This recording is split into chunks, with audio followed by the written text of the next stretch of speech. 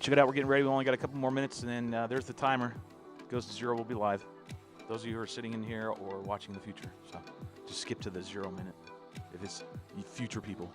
Otherwise, we're going to sit here and show you some Bitcoin, Ethereum, Cardano, current forecast with where we're at, and then also I'm going to be showing Herb exactly what I'm using in order to trade and how I'm doing it to be successful in what I'm doing right now. And you guys can follow along and try it yourself. But 2 minutes.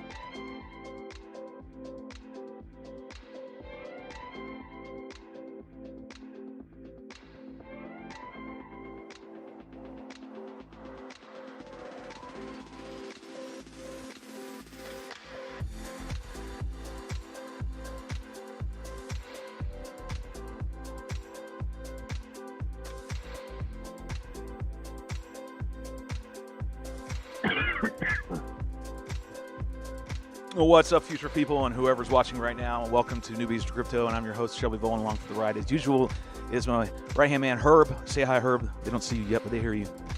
Hello, everybody. Cool, here we go. I don't have my soundboard right now. We're going to screw that today. Let's get right into, as they say, the market. What are we saying, right? Oh, you know what? Dipshit me.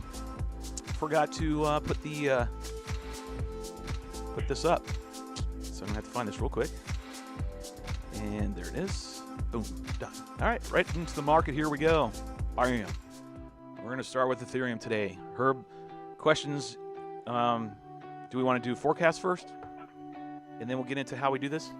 Yeah, we could show everybody some coins, yeah. All right. So let's do Ethereum first. So Ethereum right now is consolidation and a little bit of a breakout. Right now we had some... we always talk about Elliott wave theory here, so if that goes over your head, sorry, you got to look it up.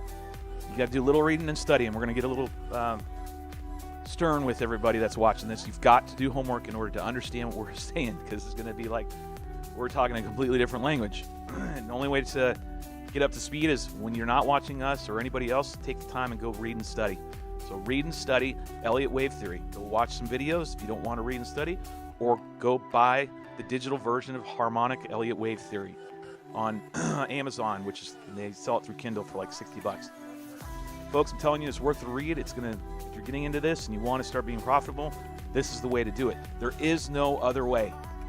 Okay, you can buy the cipher from CryptoFace. That's fine as an add-on for you to use with this in conjunction. That's just my school of thought. We're being successful, and I'm telling you, it's just this simple. So anyways, back on the ETH. We hit an all-time. We hit a 26.63 the other day on the 22nd. an ABC. We did a 1, 2, 3, 4, 5. 1. Right here. When you do it again. Should I do that every time or just real quick? I guess.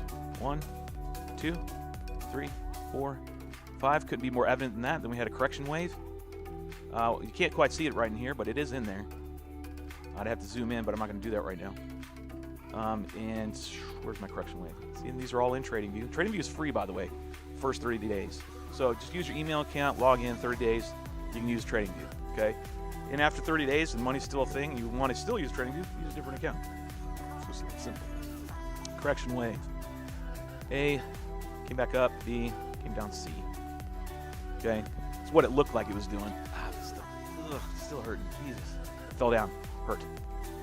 And then we started to do this action, which was A, and I started seeing B, and then it started to form a wedge, right? Here's some price action for, or some trend lines for you.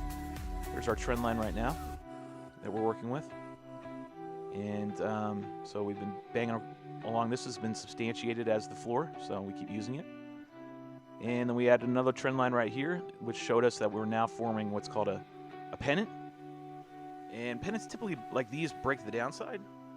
Sorry, my stomach really still hurts. But this one broke out to the upside. Just got to monitor it. So ABC, and then the way these work when you're doing a Elliott wave calls these wave patterns. An Elliott wave pattern goes in A, B, C, D, E. That's how you map it out. So we broke out on our E. Oh, man. Oh, my stomach really hurts. Let's see. What you give for riding little boy toys. Yeah, I was riding someone's U-scoot today trying to show him how to do it, and then he put an incline setting on it, and I lost my balance and fell down. Man, it really hurt myself. All right, so A, B, C, D, E, that's what these form. And again, got to know what Elliott waves are and how to use them. And all these tools are here on TradingView, so it pays you to read the book or get some education on Elliott wave because they literally are in here for you to utilize them. Sorry, that got started. There we go. So we're on this triangle wave, and we broke out. We broke the trend line, so now we're looking for it to eventually come back down and retest at some point, and then hopefully continue to break to the upside. So that's what we're looking for. We're looking for a retracement. So come up here a little bit, come back down, and then hopefully shoot up. That's what we're hoping for. You just got to watch price action, see where it goes. Elliott wave says we're not quite to the 1 yet. We need to break the 1 to really start doing things, but we'll monitor it. I'm in a trade right now. Got into it on the down leg on C to D. Caught that. And then I set another long position down here at, what did I say it was, 21.85, I think it was? I went to sleep. It was late. So I put it in a buy for a long at 21.85. It got hooked, went down, I was asleep, and then came back up because I had a feeling we were going to do this bounce and go up to the E leg, which is exactly what we've done.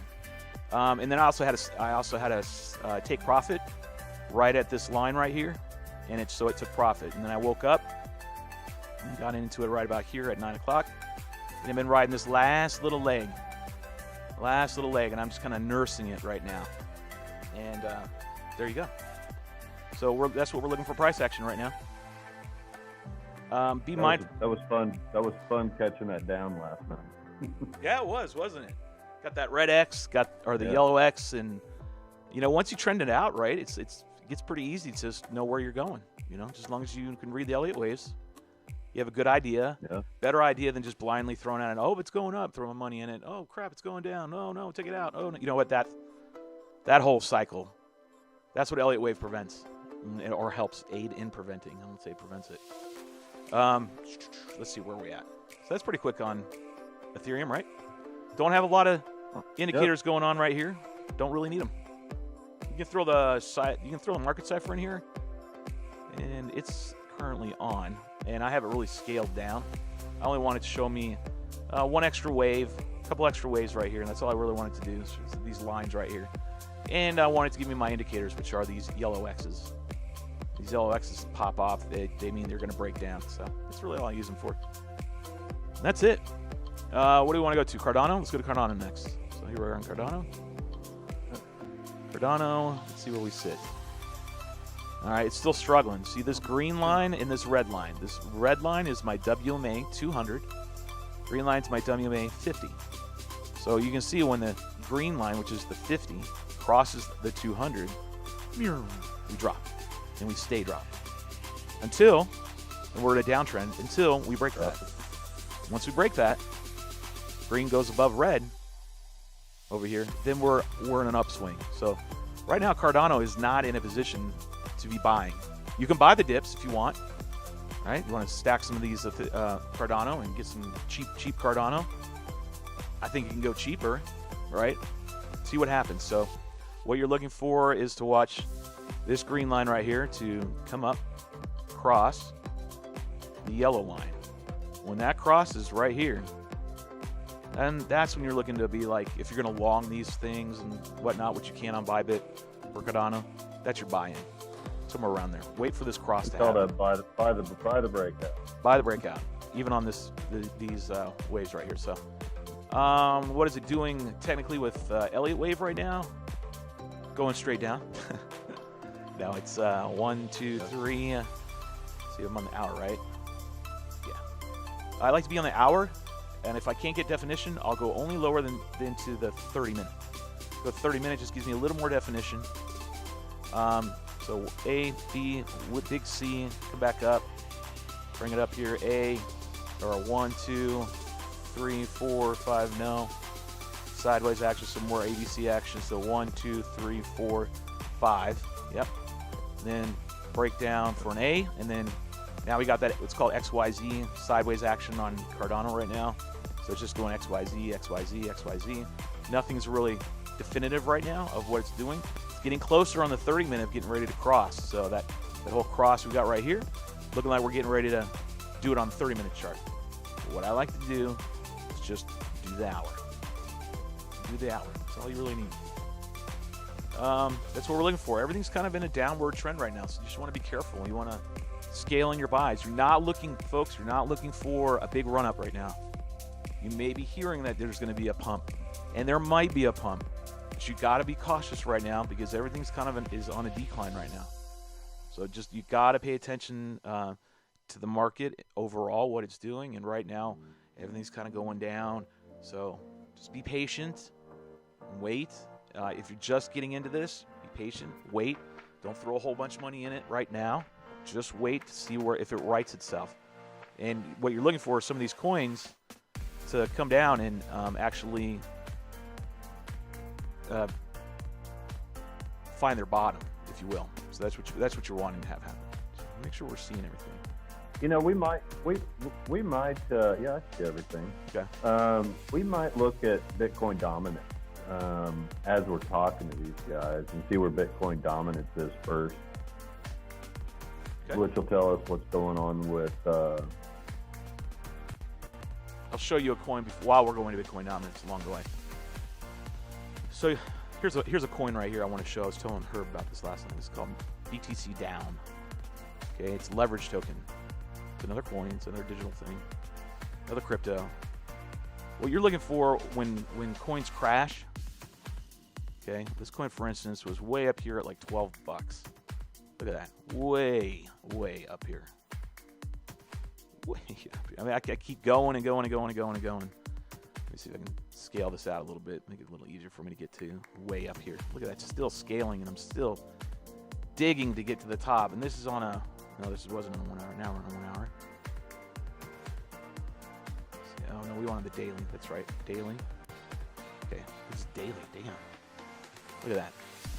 So here's, for instance, $12.23 is where Bitcoin down, BTC down was at, right? It's all-time high. Never regained it itself, okay? I don't know the full history on this coin, other I do know it's white paper, read up on it, and so it came down and crashed all the way down and came down to 3 cents from $12. Folks, this is what Bitcoin, this is what these coins, these altcoins, it's what they do. You need to watch that, okay? So what you want to be careful of is getting it caught in, like, oh, I'm in, it's diving down, and then you buy in here, and it's going up, and you start throwing in, and you're like, hey, am I hanging on? And it comes down, and you're like, oh, I'm going to hang on, I'm going to hang on, I'm going to hang on, and then, you know, just, Okay, you don't want to get caught in that. So that's what I'm saying. You need to be careful and wait for these alternative coins. If you're getting these T coins, these S coins, turd and shit coins, you just need to wait. Okay, monitor them, scale in, like right here. Oh, it dropped on me. Okay, I'll buy a little bit. God, what is going on with this thing? I'll buy in a little right here on this dip. Goes up. That's it. Just let it be. Oh, no, went down. Oh, buying some more right here. Now you're DCA and dollar cost average in. You brought it way down, so now your price overall, but if you bought down here on the low and you bought up here, you'd probably be somewhere in the middle overall. And you won't have to go that much further to get up and gain get some gains. But either way, that's on the daily. So just letting you know, this is what these things can do. So watch it. Be careful. I got to zoom way in just to get to today's price action.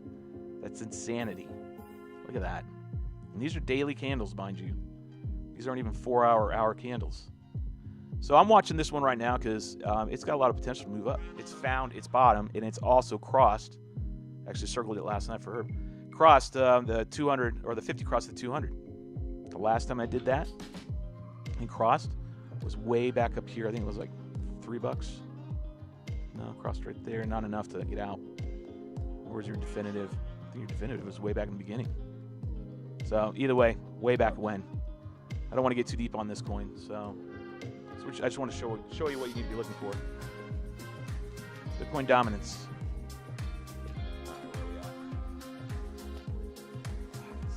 Really killing me, man. All right, BTCD. If you want to look that up, it's btc.d on TradingView. And I'll pull up the Bitcoin dominance. All right, we're on the 4-hour chart and see what we're doing. Here's my 50 right here. I've got lined off. You get below the 50, we're in altcoin season. Full-blown altcoin season. If the BTCD drops down below 50, we're in. It's on a decline. It's heading down. So how far? Let's see.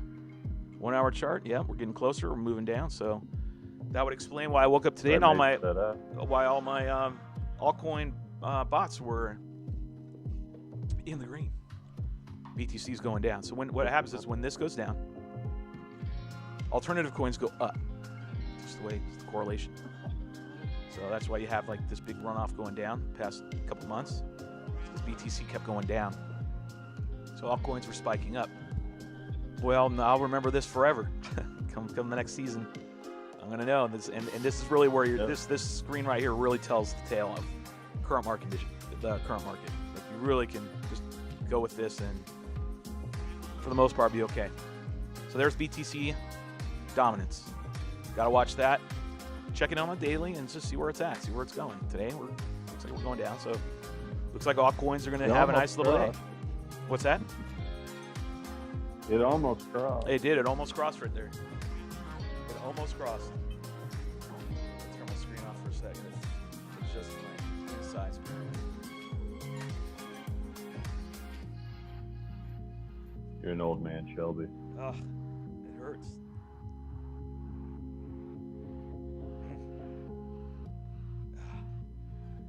Makes you want to go out and buy a one wheel, doesn't it? I own one. I own one. I've been thinking about buying one actually. They're awesome. To walk my dog. Yeah, I run my husky on it, but I haven't used it in a while. And this one was a nice, cool one. It was a big one, and it was, mine's 6 years old. This one was way. XR?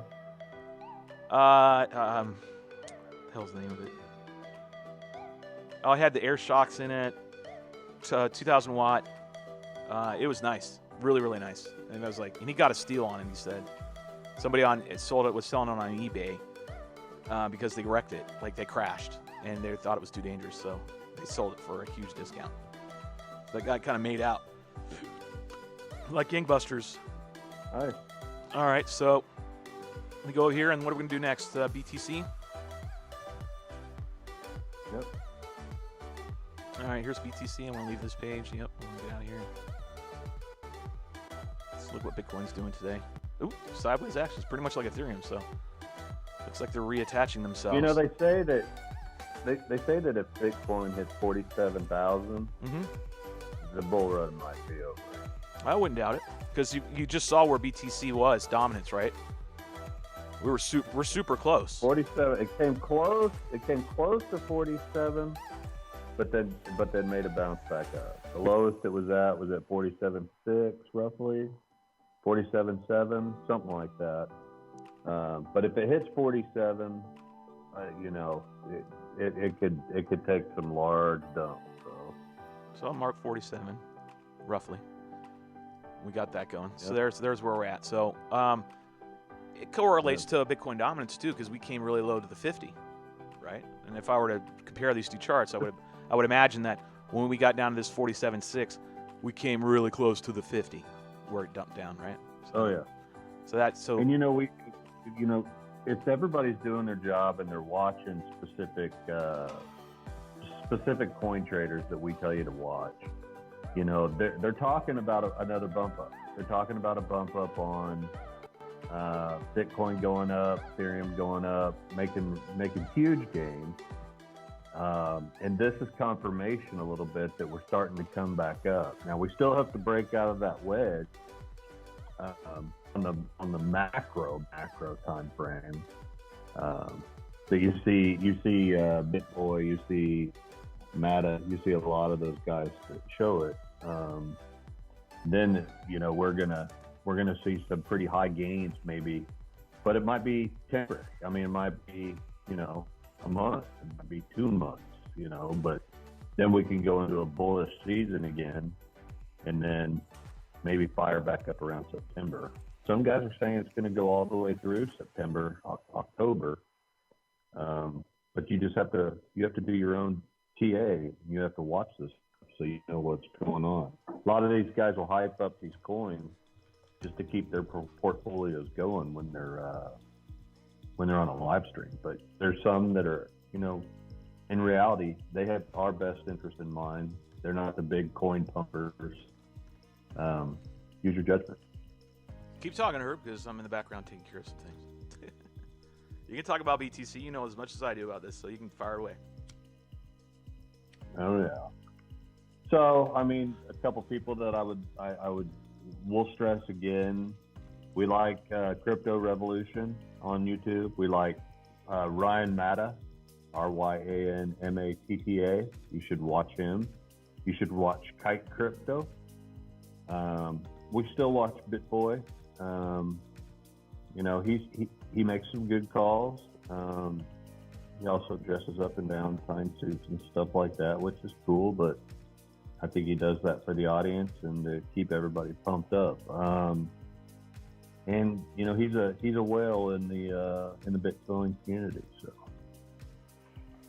well, not necessarily a whale. Those people are way rich, but he's got some money in the game. So I'm still here. Shelby has. I'm still here. We're looking at 1 hour on price action. We're looking at 24 minutes on the MACD, and we're looking at 12 minutes on the Cypher. I'll switch you back to BTC. You can talk about that for a sec. So if Bitcoin does go up, and Bitcoin is going to make its run, you definitely want to see it. You want to see it break this pennant right here at the top of that E. You can expect it to go up. You could probably expect it to go up somewhere close to that green line at that 1.618. It'll probably come down and retest that pennant trend line, and then it might moonshot. So that's what we're looking at. Come down to the trend line again, and boom, go right back up. You know what everybody needs to understand is, you know, anytime you break through a floor, you now have a ceiling. So if you break through this let's call it the 1.0 line, because that's what it basically is. Your next target is up there at the 1.618. We have built in 10% factors on both sides of the 1.618 because we know sometimes coins don't always make it up that high. So we're always looking to take profits anywhere from the yellow to the green. You don't have to take them all. You might take 30-40% profits, or to be on the safe side, you might take 50-60% of your profits. And then if it does go above the green, we know that once we get to the red, we're in outer space. We're probably way oversold on price action, but that's another way that you guys can kind of see your exit strategy. Start looking at 1.4562. That's the lines we've set for starting to look at taking profits. If it hits the green line, that's where it's supposed to go. Sometimes, you get a lot of people going, oh gosh, Bitcoin's going to the moon. They'll buy, but typically when you get up to that 10% above that line, you're in oversold price action, and chances are that coin's not going to go too much higher than that 1.7 that we have in there. So that's kind of our theory. We've built these 10% buffers on both sides of the 1.618, which tells us if we take 50% out, when we're above the 14562 line, we'll wait. We'll let the other 50 kind of try and reach the 1.682. If we start seeing the dip, then we'll just take all of our profits out. But if it hits it and it starts going a little bit above it, that's when you babysit it. Make sense? Makes Sounds sense like to me. All right, I'm gonna try to fire it up, see if I gave myself a little bit of enough breather to keep my abdomen fucking going. Didn't know I was gonna nurse that today. So Herb, you're absolutely correct. So Bitcoin right now is again in like a sideways consolidation. It's forming a pennant. It's forming a ascending pennant for the most part, more than it is a descending pennant. What those typically do is they typically break to the downside. So that's what they're supposed to do, right? I think it's 68% chance that it would break to the downside. So you got to watch this very carefully and make sure that, yes, we want to see this action that Herb discussed to break out of this trend line, the ceiling, and reestablish the floor, and then bounce and rip and go up. Well, what can happen when they form this way is they do the inverse. And they hit here, hit the ceiling, and then break down the downside. So these are very, very sketchy little points right here. ETH just ETH is going to trend line. So here's ETH. And it could. Go ahead. Hold on a sec. I was going to say the Bitcoin could get rejected at that trend line and come down, like Shelby said, or it could break through it. And if it breaks through it, that's good news. If it breaks back down, we're still in some consolidation until it breaks that lower trend line. It very well could do a couple retests in that trend line before it either breaks up or breaks down. Let's see if I can keep trying. Keep trying. Every time I talk, it hurts. It's because I'm having to use my abdomen. Talk to expel air and communicate. Yeah, so we're looking for action to, right now, if you're leverage trading it, you'd be in a long position going up. If you are trying to buy Bitcoin and you want to hodl it for a while, I'd wait just a second. I'd just wait and see what happens. Again, this is on that. Yeah, this is just real. If you're in the long, you're in a good spot. This is kind of where I was with Ethereum. So that's where you're looking for. Just watch this action. We need to see if we break down below this 47. So shit territory. Refer to your Bitcoin dominance. See where it's at. That's really where you need to pay attention every day. Go to Bitcoin dominance. See where it's at. Just get an evaluation of what the day is going. Bitcoin dominance is the one that tells you. Bitcoin dominance is on the decline. We just looked at it, so that leads me to believe that, hey, when we hit this ceiling right here, we're probably going to break down, and we're going to come down. How far? Don't know. We don't know yet. Maybe just to the trend line and come back up again. Might just come down to here. Yeah, might just come down to this ascending line right here that we have for the bottoms and touch it and then continue up. It's really kind of improbable, but we'll see what happens. So that's Bitcoin. Back to Ethereum. Here's Ethereum. So Ethereum, so we did Cardano, we did Ethereum, we did Bitcoin, right? I think we're kind of going quick. That's all right. Yeah. Let's go into now showing you how we do these trades for leverage. You got to use Bybit, right? Should we go into that? Just roll right into that? Because I know I wanted to teach you. So Herb, we'll give them the basics, right? Go to the links below. Go into get an account with Bybit, and then you got to get a VPN. You can't in the U.S. You have to use a VPN. You got to pick like Germany or Belgium or some other country in Europe. Pick Greenland if you want. It's got a good speed, but either way, you want to you have to have a VPN. VPNs are good, virtual private network, and private internet access is only like $10 a month. So get it. Get Bybit. $40 if you pay for the year. How much? $50, $45 for the for the year. For the year? Yeah, that's not bad. So it covers like 10 devices, I think. Well worth it. So and now I'm going to show Herb what I've been doing to be successful in my trades, and this formula that I've been working on for at least a month now. That's really does seem to work. Ah, man, I keep coming back pushing my gut. Let's see if we can use the table. Let's see. All right, Herb. Like I said before, we might be talking over your head a little bit, folks that are watching in the future or are watching now. But once you learn all this and come back and watch this video again, it will make sense to you. So the first thing I do, Herb. Hey, go ahead. And by the way, I think you should probably post a BitsGap if we're going to talk about leverage trading. You should post a referral link down and below this.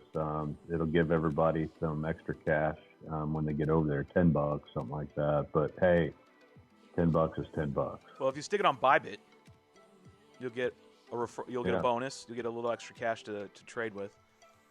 But the main thing is that I keep trying to tell everybody is, it's 15.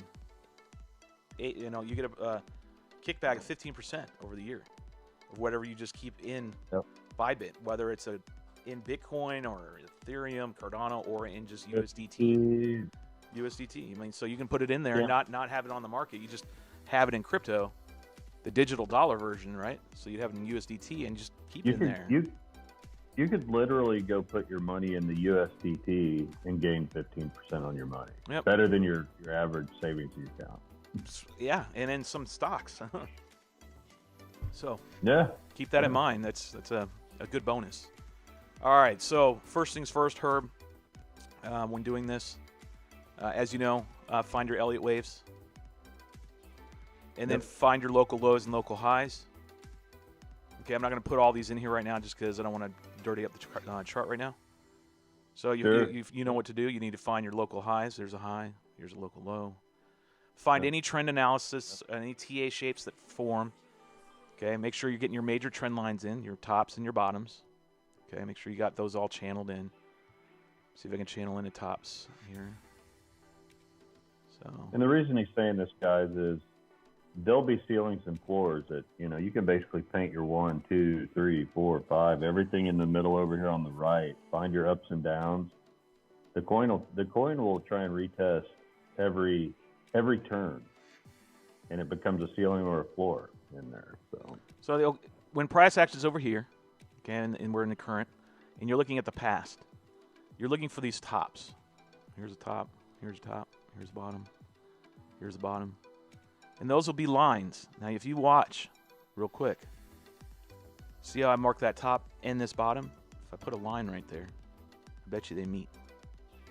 And lo and behold, looky, lucky. They meet. See? The top and the bottom. So that's why you mark these out, so you know where these points are when price action is moving, where it has to fight. And look, it was a top or a ceiling. It was a floor. You can't quite see it in here, but it wicked it and made it a floor again. It's a ceiling again. Okay, so we now know that this line right here is very much proven to be. We can go back. Major trend. Yeah, and we can go back in time. Look, floor again, floor again, floor again, ceiling again, floor again. So now you know that this line has been confirmed by multiple points that it is truly a trend line that you need to pay attention to. And if you go over here in price action right now, and I didn't chart this, by the way, damn it, until now. And I'll explain in a minute. It's fighting. It's fighting right now. Price action is literally fighting this line again. Breaks out of this line. And that's where. Then we're looking for the previous top. Okay, local high. We're looking for it to break that. Line. If it breaks that, it'll look at the 1.0. Which is the 1.0. Breaks the 1.0, and which matches our auto fib. Breaks this, right? So what we're looking for is to break out right here, then break out right here, to then break out right here. These are where it's got to fight. Like once it breaks right here, I'll draw my little line. Looks like it's breaking out. If it breaks out right here. Handle above it, but. Yeah, I'm going to explain a little sad story here. Break out right here. Then we have a nice movement to this line right here. We got a nice little upswing going. So, but here's where our fight's going right now. Good place for long right there. Push it. Oh man, that stomach really hurts. You gonna be all right over there, buddy? Yeah, I'll be all right. Gotta keep moving. All right, so I don't want to make this too busy, and it already is. So I'm gonna try to clear it up a little bit. All right, so we know what we're trying to do is that, and we saw these. So that's how you do these. It's not real hard. Okay, you can just do, they're called horizontals, and just plot your horizontals and know where you're going, know where price action is going, where it's got to fight. So if it's moving one way or another, you know that these are going to, when we're going up, it's got to break these and make them bust through these ceilings. And when it comes back down, which it will, comes back down, we know that these will now to break them, have to test them again and get through them. They'll stall out and everything else. Okay, so that being said, Herb, you do your horizontals, you do your ABCs, your 1, 2, 3, 4, 5s, figure out where you're going, drop your major trend lines so you can see if there's any patterns forming. And in this case, we had a pennant form and it broke out, and I was anticipating it. I anticipated it going south, so I had some, I rode this C to D down, right, yesterday, you and I did. Rode this, was a nice little win. And then I said, because I believed in my trend lines, I said, all right, well, I'm going to put my sell for my short, making money going down. I'm going to put it down here. I think it was 21.90 something. Can't remember exactly what the numbers that I could pull it up, but I'll have to look. I'm not going to do it right now. And then, but I do remember putting in a buy at 21.85. Wasn't that what it was? Was it 21.85 or something, or 87 or some shit like that? 21.95 is when you put the buy. So I bought it and then I went to bed, right? So in other words, I set a buy for me to go long, which means I think the price is going to go up because I knew price action would come down here. I believed in my trend line, and it said, well, hey, if we get down here, go long, buy in. And if we dip a little farther and too far, I had a stop loss down here that if it kept going and broke this trend line down here that I keep pointing at right here, if it broke this trend line and price action broke through it, I had a stop loss saying, hey, okay, didn't work out. My long's not going to work. We're apparently going to break down, so get me out. I don't want in. And this all happened while I was asleep, by the way. What happened was just what I wanted to have happen. It hooked me, came down just a smidge. Let me get all this out of the way. Ooh, we don't want that. Not this. There you go. Not that. Come on, give me that circle. Price action came down, did not wick me out of my long position, and up we went. I woke up this morning around 8:30, somewhere around there, and we had broken out this wedge pattern. So we were now going the other way. So I was like, oh, shit. But I had a stop loss, take profit, actually. I had a take profit right in here. So it hooked me. I went up, and then I had a stop or take profit right up in here. And sure enough, it executed. So I took profit. I rode this leg up because my theory was we were going to hit the ceiling and then come back down and break through and go down because that's what, I was just banking on. But it didn't, so I still made money. Woke up, saw that we broke, got back in the position and along real quick. Said, all right, well, we're going to break out. And the reason why I did this, all right, so we've done our TA, we've done all of our trends, we've done our ABC, our Elliott waves, right, Herb? Now this is where this all comes into play. Yep. So I play on the I play on the 1 hour chart. So I always use the 1 hour chart. Okay, if I'm going to do any kind of leverage trade. This is for leverage trading, kids. You can swing trade using this. That's fine too. But if you're going to buy and you want to hold for a long term, that's not what I'm talking about right now. What I'm talking about is you want to swing trade. You want to buy it for a few, half a day or a day, and you want to catch some profits, sell it, and make some money. So go up, broke through, I caught in. So I use the 1 hour chart on price action.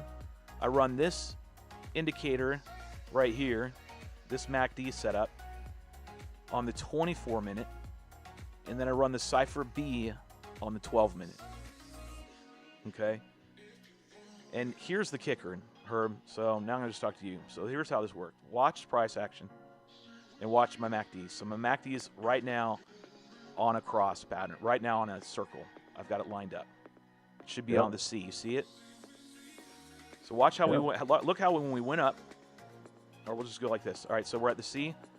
When you hit that red dot, when it crosses on the 12-minute to go down, I'm going to get in my short. No, just say I'm not in. Just say I'm not in. This is last night, yesterday. Remember yesterday? MACD crossed, hit right here, got a red dot saying that we're going down. I bought in. Okay? I saw my Elliott wave. For the short. For the short, right? That price action is going to go down. I bet that it's going to go down, so I want to make some money with it going down. I believe in my Elliott wave, so I bought in. Said I knew where I was. I said, I'm all right. I'm starting leg C, or sorry, leg D, C to D. So I'm in. I got in and I rode it all the way down. There was one spot where it got really close to getting me out, and it's right here, meaning the MACD almost crossed, but it didn't, and I stayed in, and then it continued to go down, and I've told you the rest. So sure enough, it panned out. So now watch price action again, Herb. So now as it came down and I stayed in, didn't get out, went down, went down, went down. I went to sleep. I put everything in saying, all right, we're going to come down, and I told you the rest, right? All right, sell my position when it gets to this point. And sure enough, dude, look at that. Cross, got a green dot. Look at the price action. It's right on the money, too. Bam. You might miss one candle. You might miss one candle. That's okay. Because then we went in. One or two. Yeah, that's fine. And then I went in this and then rode it all the way till just while we were live, and it turned and posted the red dot. As soon as it posted the red dot, I got out.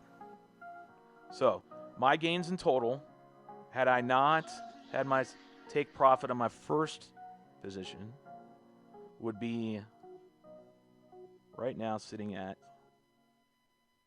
7% gains overnight. Do the math. Just do that math. So if I just put in $1,000, made 7%, I made $70 overnight. Or if I leveraged it, right? If I leveraged it, right? Now I'm making some really good money going up. Now, did I leverage a lot? Did I leverage 1,000? No, I'm going to be honest, I did not. I leveraged what I could. I leveraged at 4 or 5x, I think it was, and I made good gains twice over. So it's nice. It's working. So Herb, what you do is you live by this. This has been proven over and over, and I've back tested this for weeks now. Back testing, when they say that, means, or at least for what I believe it means, is you're going back in price action, in history, in time, and validating how much your idea of all this really holds true. Does it hold water? Does it really work? Absolutely does. Every single wave right now, this ABCDE triangle wave that we've been doing, every single wave, red dot, go down, write it down. Got a little break right here, and I'm going to show you price action to validate this. Watch. This A wave was a little sketchy. Look at that. See how it broke down? So in there, you did have a cross. It's kind of hard. I think the bear signal on my MACD is covered right here. So you see it on my MACD. There's a red dot right in there. I'm going to have to change that color. It's not good. That's what I was fearful. So you got in. You got a short on A. Went up, crossed. You got out. And then red dot formed again. And I would have gotten out. I straight up would have gotten out. I would have been like, oh, shit. All right, well, we're not forming an ABC. I didn't know for sure we're doing that. I was thinking we were doing a 1, 2, 3, 4, 5, right? So I would have gotten out going, okay, well, we're going to get ready to form. That would have been 1, 2. That would have been 2. We've been forming leg 3. Leg 3, right? Thinking that we're leg 3. And it started, right? And you're thinking, okay, we're going leg 3. Nope, shit, tits south, we're going. So you would be like, oh, crap. So then you would see that like, oh, maybe we're obviously not forming that. We're going to go down this trend line. We blah, blah, blah, blah, blah. Get back in. My point is, you get back in. And you would have gotten back in. If you believe in your Elliott waves and you believe what I'm showing you, you would have gotten back in. Got in, leverage trade, held. Just watch your MACD. Don't worry about price. Just watch your MACD. So, Herb, I'm telling you, get in. Just watch your MACD. Oh, yeah. Goes down, spills down. Okay, there's price action. You got a little curve on the MACD right here. God damn it. I'm so tired of that right there. So right here, I'm talking about the base of the MACD right here. You got this little action going on where it curved and went up. that could be your point. Like when the snake heads go, when the MACD turns up or turns down, I start looking for, is this the time for me to get out? I hang on. When I get the dot, I'm out. I'm out. I don't care if it reforms or takes it away and vanishes and goes up. I'm out. If this thing crosses and this thing hits and paints a dot, green or red, I'm out of my position, period. So I am right now. Yep. So again, that was A to B. There's B to C. Wish we caught that one too. See what it got in. Got a little scary. Oh, it's coming back down. But you would have at this point known that you were doing an ABC, D, E, triangle wave, right? You would have known. So you would have been okay. You'd be like, oh, all right. Just hang on. Let's see how it goes. And whoop, you would have rode this one on all the way up. The C leg. Great. Turns, crosses.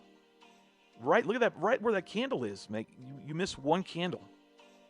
But you're in, and you're writing this down. These are all, let's give you the percentages of these, Herb. Okay, 5%. Okay. I hate using 5x is 25%. And then you've got almost 7%. This is just on this pattern right 5x is 35%. Right? Keep chiming out. Let's look at this A wave one right here. That's another 11%, 10.5%. So that's 55%. 50%. Yeah, it's like, Yeah.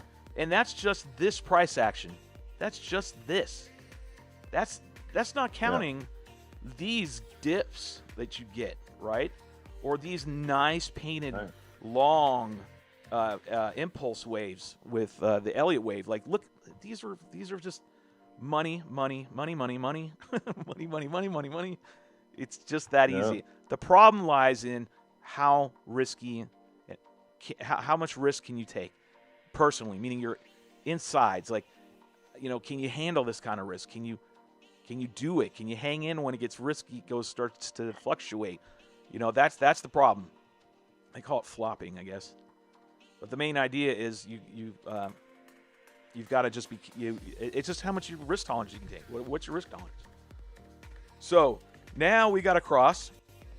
I was saying earlier, like, hey Herb, oh crap, I was going to tell you some bad news. Like, it painted the red dot and I got out while we were live, and then it went away while you were talking, and I was like, damn it. But I stuck to my guns. That's what I said I was going to do. So I said that yesterday, and I have stuck to my guns. I have not deviated. I am living by this. Like, with my money, I am living by this. This works. This works. Now, if you need some validation while you're in your trade, or you need to maybe look for an opportunity to get in or get out, this is where the Cypher B comes in real handy. Now, when I'm in a trade, I like to keep it on the 12-minute. Just to get an idea where we're going, what I'm looking for. Red dots painted, red dots in play. Red dots mean that we're going down. And then I can read this wave, and Herb, you know how to do it. VWAP, cash flow, blah, blah, blah. Right? The main thing is our chart. Just put in a short. Right, put in a short. We don't know where we're going yet, but put in a short, and I'll go with you, man. Screw it, I'm going to join you. So what we do know is we have to come down. All right, we got two candles posted on the 24-minute so far. We got one that's crossed on the MACD, is where I'm talking. So I'm going to go ahead and do the same thing. I'm going to go ahead and get in on a short. Now, there's two ways to do it. You can get in the way I just did, which is with my phone on Bybit, and you can hit market. You're going to pay a fee for it, but you get in. You don't lose price action, right? You get in right away. You don't have to wait for your if you do a limit, you don't have to pay a fee. You actually get paid to do limit orders. So you can get paid for just putting orders in, like placing an order for a short. I don't want to get into all that technical crap right now. It's a little bit too deep right now for everybody. But the main thing I want people to understand is run the 1 hour price action. Run the 24-minute on your MACD. Run the 12-minute on your Cypher. Watch this and play it. Come back to us. Let us know how you do. We'd love to hear if you run this right the way I'm showing you. And we would like to hear how you guys are doing if you're successful as well. So now that Herb, you and I are both in shorts, and we're going to watch this MACD just go down. That's the idea. We're just going to watch this go down, and when the MACD crosses again, we'll get out of our shorts. Sounds bad. But we need to monitor it right now because, price action is going to fluctuate a little bit. It's nothing definitive. It could unpaint this, meaning it could take it away. And then it could be going the upside. So this is where you put like stop losses in. So I'll put a stop loss on my short position. That in case it goes the other way, I don't get wrecked. So I'm going to put a stop loss in. 5%. So if price action goes up, right, and this MACD unpaints itself, that if price action reverts and goes towards the upside, well, I've got a stop loss in here to get me out of it, and I don't lose a lot of money. That's all you got to do. It's really fucking that simple. I mean, I don't want to overword it and make it overcomplicated. You've just got to really understand Elliott wave theory. You've got to believe in it, period. Why did I lose my Elliott wave, by the way? So, Herb, does that make sense to you, man, or did I fucking talk to you? Absolutely. No, absolutely makes good sense. So we even painted a white flag. And That's a reversal flag, and we were going up. So now we're definitely going to come down here in a minute. Go ahead. We're good? Yeah, so go ahead. Hard to put in a trade when... Oh, when we're sitting here doing this? Yeah. I don't know how to make it that much easier for anybody. Let's say BTC. So BTC, same scenario. How much are they reattaching themselves? It looks like they reattached themselves. Yeah, they did. Notice how BTC, Ethereum, oh, you're going to do the full screen. Look at Ethereum, and look at BTC. Very similar price action again. Sorry, between these two. You want them to break apart. That's when you have Ethereum break away from Bitcoin. Over the months now that I've been watching Bitcoin and Ethereum, typically they've been following each other, right? But they broke away from each other just last week. And so when that happens, I believe that means we're starting to head towards like altcoin season. They're phases. So I think we're in phase 2. So we've got to be mindful of that. A lot of things you got to pay attention to. But once you do, it starts to demystify everything. The fog starts to lift. You get clarity. And the markets are more understandable. And it's not that difficult. I really don't think it's that difficult. Just you gotta believe in the Elliott wave theory, stick to your guns, and do it. Try it. See what happens. If you want to try on TradingView, you can use paper trading. There's an icon down here where you can click and actually play with, just fake money, test your stuff out, and then go at it with real money. So Bitcoin, I would be looking for a short position, honestly, because we're so down on Bitcoin dominance. Bitcoin dominance is going down. Look, we're already starting to post a little candle right here, red. So it could break down. That's what I'm anticipating. I do not see this going up. I see this coming down. That's my belief. Doesn't mean it's going to happen. I'm just saying with the Bitcoin dominance showing what it's showing, this ascending pennant, which they say, from my reading and studying, that they break to the downside 68% of the time. So that's what I'm looking for. If you want to short Bitcoin, there you go. Cardano, we already discussed. Wait for it to break out before you buy. If you want to buy it on cheap, and you're thinking like, oh, I want to get some cheap Cardano, well, just buy some. Don't buy a whole bunch. Just buy some and see where it goes. We'll see where price action goes. And Ethereum, I'm telling you, kids, if you want to make some money, start getting on Bybit and start leverage trading Ethereum and using the Elliott wave theory and these fibs. It works. It legitimately works. Shockingly, how much it works. Because we also did this, didn't we? Heard last week. Didn't we write up 3 or 5 or something? Didn't we write out leg 5? Yep. Yeah, because we painted it and it's not there anymore because I'm using a different screen.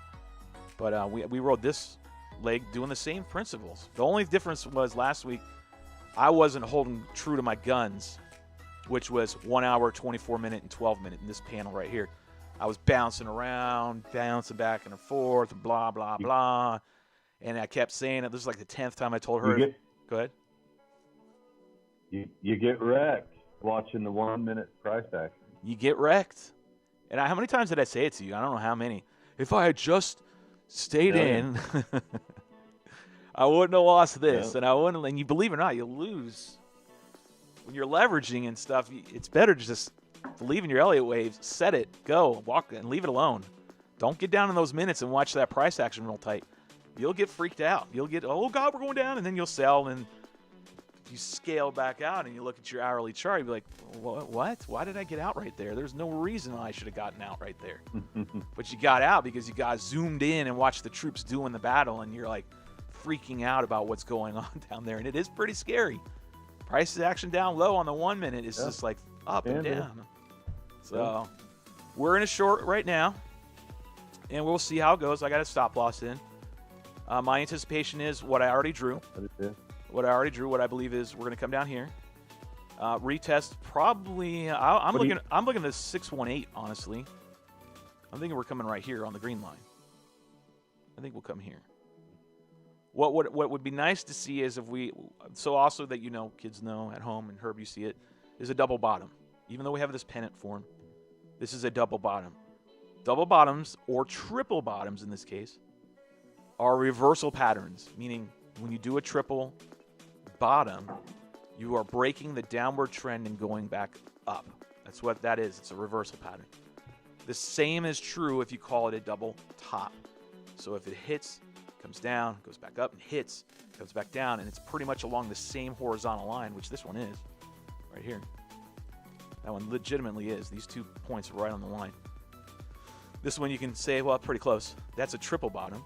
We'll go with these two. That's a double bottom. Both of these scenarios are reversal patterns saying, hey, we're no longer doing this downward trend anymore. We're going up.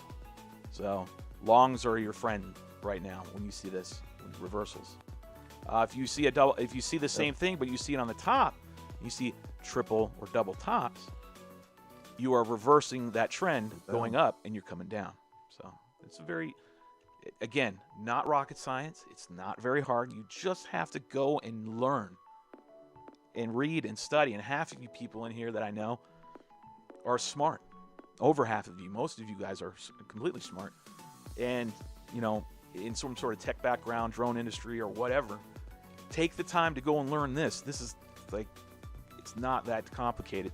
Elliott wave theory, reading the book, if you get the harmonic Elliott wave theory book by that guy, on Amazon, can be a little wordy, can be a little hard, but you'll grasp it. I think, Herb, you just sped and read through it, right, like a Playboy magazine. You didn't read the articles; you just looked at the pictures. No, but it gives me a reference point to go back and see what's going on. I agree. So, in other words, basic concept. Obviously, we're in altcoin season, and I read through it. I understand it. You go ahead and talk to us about what you're doing right now, or anything you want to share. Because I got, I'm still here. I'm matching up some trend analysis that I'm doing right now. Want to share? Do you want to share your screen and show us what you got going on? Well, it's the same thing you've got. Are you thinking we'll probably come down to the 1.618, right? Well, and just maybe make it there. I don't know. All I do know is going on the Elliott wave theory and trend analysis, right? That when you break a ceiling, you have to come back and retest it as the floor. At some point, somewhere, do you have to come all the way to the floor?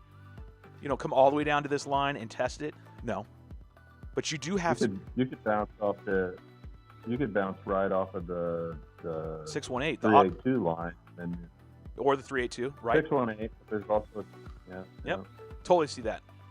If you go off the 382, that puts you right on the damn line, right? It legitimately puts you on the trend line. That would be golden. That would be great. What the golden number is, we're looking for 618, which would be the previous peak. See how that lines up? So we can come down here and we'll test. And I'll hang in, and I'll watch my MACD and see where it goes. If it breaks, then I know my next stop is the 382 line, whatever number that is, which is also my trend line. It just matches up, one or the other. And then if MACD crosses I'm out. Then I'm out. It's the if, then, and that statement always. If we go down and test the 618, then I will look and make sure my MAC is still good. If that is still good, then I'm going to hang and go down to the next level, hold.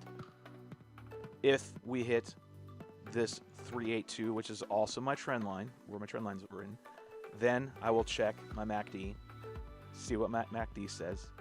If my MACD is still not crossed, then I will stay in this trade and continue on.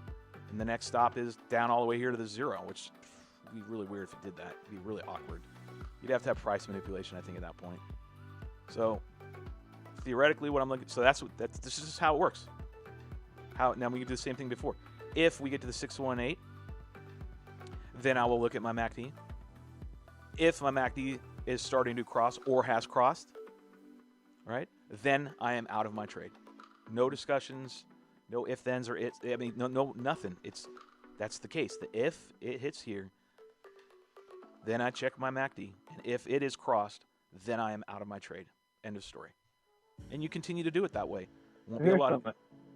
Go ahead. Here's something I do want to show somebody, and if you guys, I'm just see if I can share my screen with you real quick. You spitballing, man? You spitballing? Spitballing? You spitballing? You're going to spitball some stuff to us? Some knowledge? Here, I'll pull your screen up. So as Shelby said, you know, we pull up. I mean, I've got my trend drawn out just like he does. We look at the cipher. You see, we've got the red dot. Now let's go into our trading BitsGap. So when it makes the first turn, it's going to make a dip. It's going to wick pretty low. So what is something we've always said? I want to see 2 candles post to the downside. So you can see in here in BitsGap where I bought on that first right away. So in order to get into price action, I was down here at 22.23. I mean, you can see we're at 23.33. But if you wait for that second candle to post, you could have bought in up a little bit higher from that long dip. So does that make sense to you, Shelby? Say it one more time for me, brother. I was reading the chats. Big Lou's in the house. What's up, Big Lou? If you're still there, stick around. If you want to call me on my phone, please do, and we'll answer your calls on air. Keep talking, Herb. My other half's calling me. Hold on. Keep talking though. Well, so we, like Shelby says, we hit the dip right here on the MACD right here, and we had one candle post red. That's when I got into my trade. But if you also look here, you can see when it first posts that it's going short. You probably had a spike on the VWAP. If you wait for that second candle, so I got in on the first candle and I got down here at 23.23, and so you can see price action right now is 23.32, a little bit higher. You wait till that second candle hit, and that second candle could have been up here at like 23.34, and then you could have got into your long, we're only talking a few bucks here, but you can kind of see what I'm doing. You can see on this trade right now, I've got 1,958 contracts, which is basically equivalent to 80% of one ETH. And then you do pay a fee. My funding rate is 0.01 for the next 6 hours. You do pay every 4 hours. You're going to pay, or excuse me, every 6, every 8? You're going to pay a funding fee. In other words, what I'm doing is I'm only taking $394 of my dollars, because I only did I didn't do a bunch. But that $394, 5x, turned into, you do the math, it's $1,500, which is about 80% of what one ETH is. So I'm borrowing the money from the system in order to go down. And that's what leverage is all about. As Shelby laughs. I feel like I'm 20 years early to a nursing home. I'm like sticking my gut into this damn table to keep my abdomen together. What were you saying, Herb? I missed all your insightful TA. What were you saying? Well, what I was telling the cross right here at where we were. See where the VWAP took a sharp turn down. Yeah. What in sense? We've always kind of said this in the past. If you kind of wait for your second candle to post, you see where that VWAP turned down. So I got into a trade at 23.23, but you can see price action right now is 23.30. So if I would have waited for that second candle to hit, I probably could have got in somewhere around 23.35 instead of, because that sharp MACD, usually when these points make a turn, you'll see on the MACD. And right here, see how it shot down real fast and then shoots back up a little bit. So just a little insight, which I'll You broke up, Herb. What'd you say? Instead of 25. You said you're still what? I couldn't hear you. Man. Can you hear me now? Yeah, I can hear you. You just broke up. You're just getting kind of choppy. Yeah, I got you. You're there. I was telling them how I got into the short, letting them know that, price action when a coin shorts, we got the red dot here on the 12-minute. See how the MACD right here takes a sharp, and it usually does on a turn like this.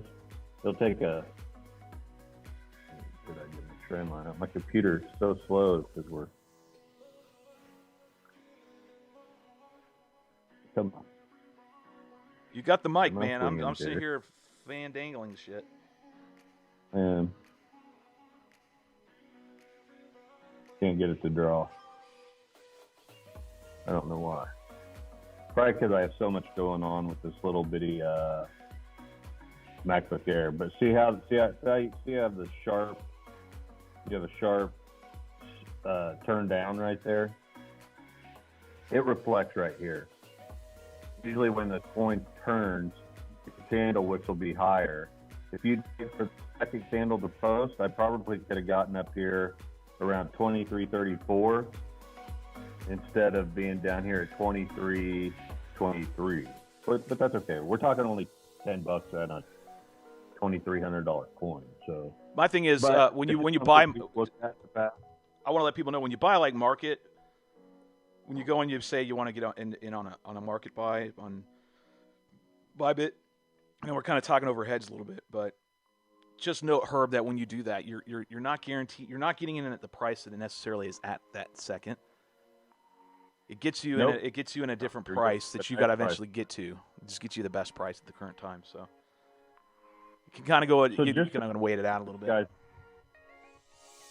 you guys know when we come in here and we do this. Here in Bybit, you can see I'm doing 5x. I do it under isolated. I do it under limit. In other words, I come in and I pick my price up top here. I'll always hit this post only button. That means I'm a maker. That means I'm creating this trade. Somebody's buying this trade, and it actually pays me money to be a maker. When you go market, you're not a maker. You're a buyer, not a maker. So I always like to get the little bit of fees kicked back to me by being on post only, which means I want to make the trade, and they will pay me to make the trade, and they will charge the fee to the buyer. Does that make sense? Makes sense. Maker and a taker. Yeah, it's a maker and taker. It takes a little while for people to kind of grasp that concept, I think. And again, read and study, know what those are. There are tons of videos that you can watch on YouTube that explains what that is. Crypto Zombie actually does a very, very, very good video and tutorial on how to utilize Bybit exchange, how to get on here, how to use it. Explains maker and taker, explains limit and market. I've watched it, I don't know, probably 3 or 4 times because I needed to grasp the concept. It took me forever to grasp the concept of maker taker, right? It really is kind of convoluted because when you go say maker, well, you think market, right? Well, it's actually the opposite. If you do market, you're a taker. See how it gets confusing? Just do some homework, do some read and study. My phone's lighting up because I've got a lot of alerts going on, and it looks like engines on the move. I don't know which direction because I didn't put notes on my alerts. The engine's crossing $2.19. Keeps moving around. I'll go check my BitsGap. BitsGap is another place that you can go, another platform. You have to pay for it, but it's like an all-in-one platform. What is Engine doing? Ooh, Engine's on the move, man. Woo, nice. Go Engine, go. Go Engine, go. We're still on your page right now. We're still looking at you, Herb. So let's go see what I put. I put some $800 on Matic. Matic was on the rise today. Just careful, your screen's up. I'm already in the green. Just letting you know, your screen's up. So make sure you're not giving out any vital information that you don't want to give out. We're looking at your screen. So I have a change. I've made 26 cents on Matic. This is bots. This is bots only. Price change in the market, 0.42, but I'm making 26 cents on this. And you have to remember, this coin is only a 30-cent coin. You know, currently it's right at about 35, a little bit higher. Right now it's at 38. It's coming down on a little retrace, but what you can see is as I'm coming down, my bots are buying. My bots are buying money into this down leg, and it'll start selling them on the uptrend. Yeah, that's what's great about bots is when you want to get when action is going left to right, meaning price action is just going up and down, but it's left and right. It's not no big peaks, no big declines. If I shrink my screen, you know, this is all within 41 cents down to 30 cents. We're talking 9 cents on this coin here. You can shrink this down. You can just see how sideways action this is. And so that's why, you know, on some of these, you know, when you back test these, one thing you want to make sure of is that you're close to 3%. But, you know, if we continue in the sideways action for 30 days, I'd make 25% of my money just running my stuff on a bot. 25% of $1,000 is $250. That's very good, man. When we're in kind of some sideways chop, me and Shelby like to throw some stuff on bots and just let the bots do the work, buy the up, sell the down. Yep. And it, you know, if you actually come in here and look at this, you know, back test this, you could kind of see. So this is what it does. So you're on a high, you know, it's selling everything on this high as it goes up, and then it starts, you know, selling more. It bought another one right here because it saw this coin going up, and it's just selling your profit, selling what your investment is. And then when you start coming up, when the coin knows it's turning, it's selling them, it's buying them, it's selling them. When it goes up a little bit in price action, it's selling them when it gets higher, and then it sees it on this dip and it buys it, and then it starts selling it, and then it starts buying the dip. So these are future buy points that the bot's going to make right here. All right, so I'm going to switch to my. Out for Reddit. I'm going to switch to my screen. So if you want to come back and show yourself, that'd be fine. Yeah, I'm done. I'm done showing. No, you're fine. I'm just going to switch over and I'll show them my BitsGap. On there real. Mm-hmm. Still on there real quick. Yep.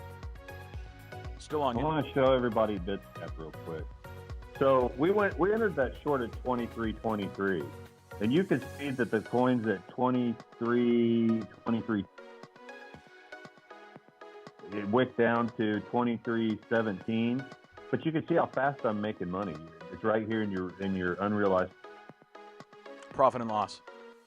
As this coin keeps going down, you can see how much you're making right here and what percentage. So I'm up 0.01%. It'll fluctuate up and down, but then when we have the next big drop, the next big candle post, you'll see how fast it just adds up here in the beginning.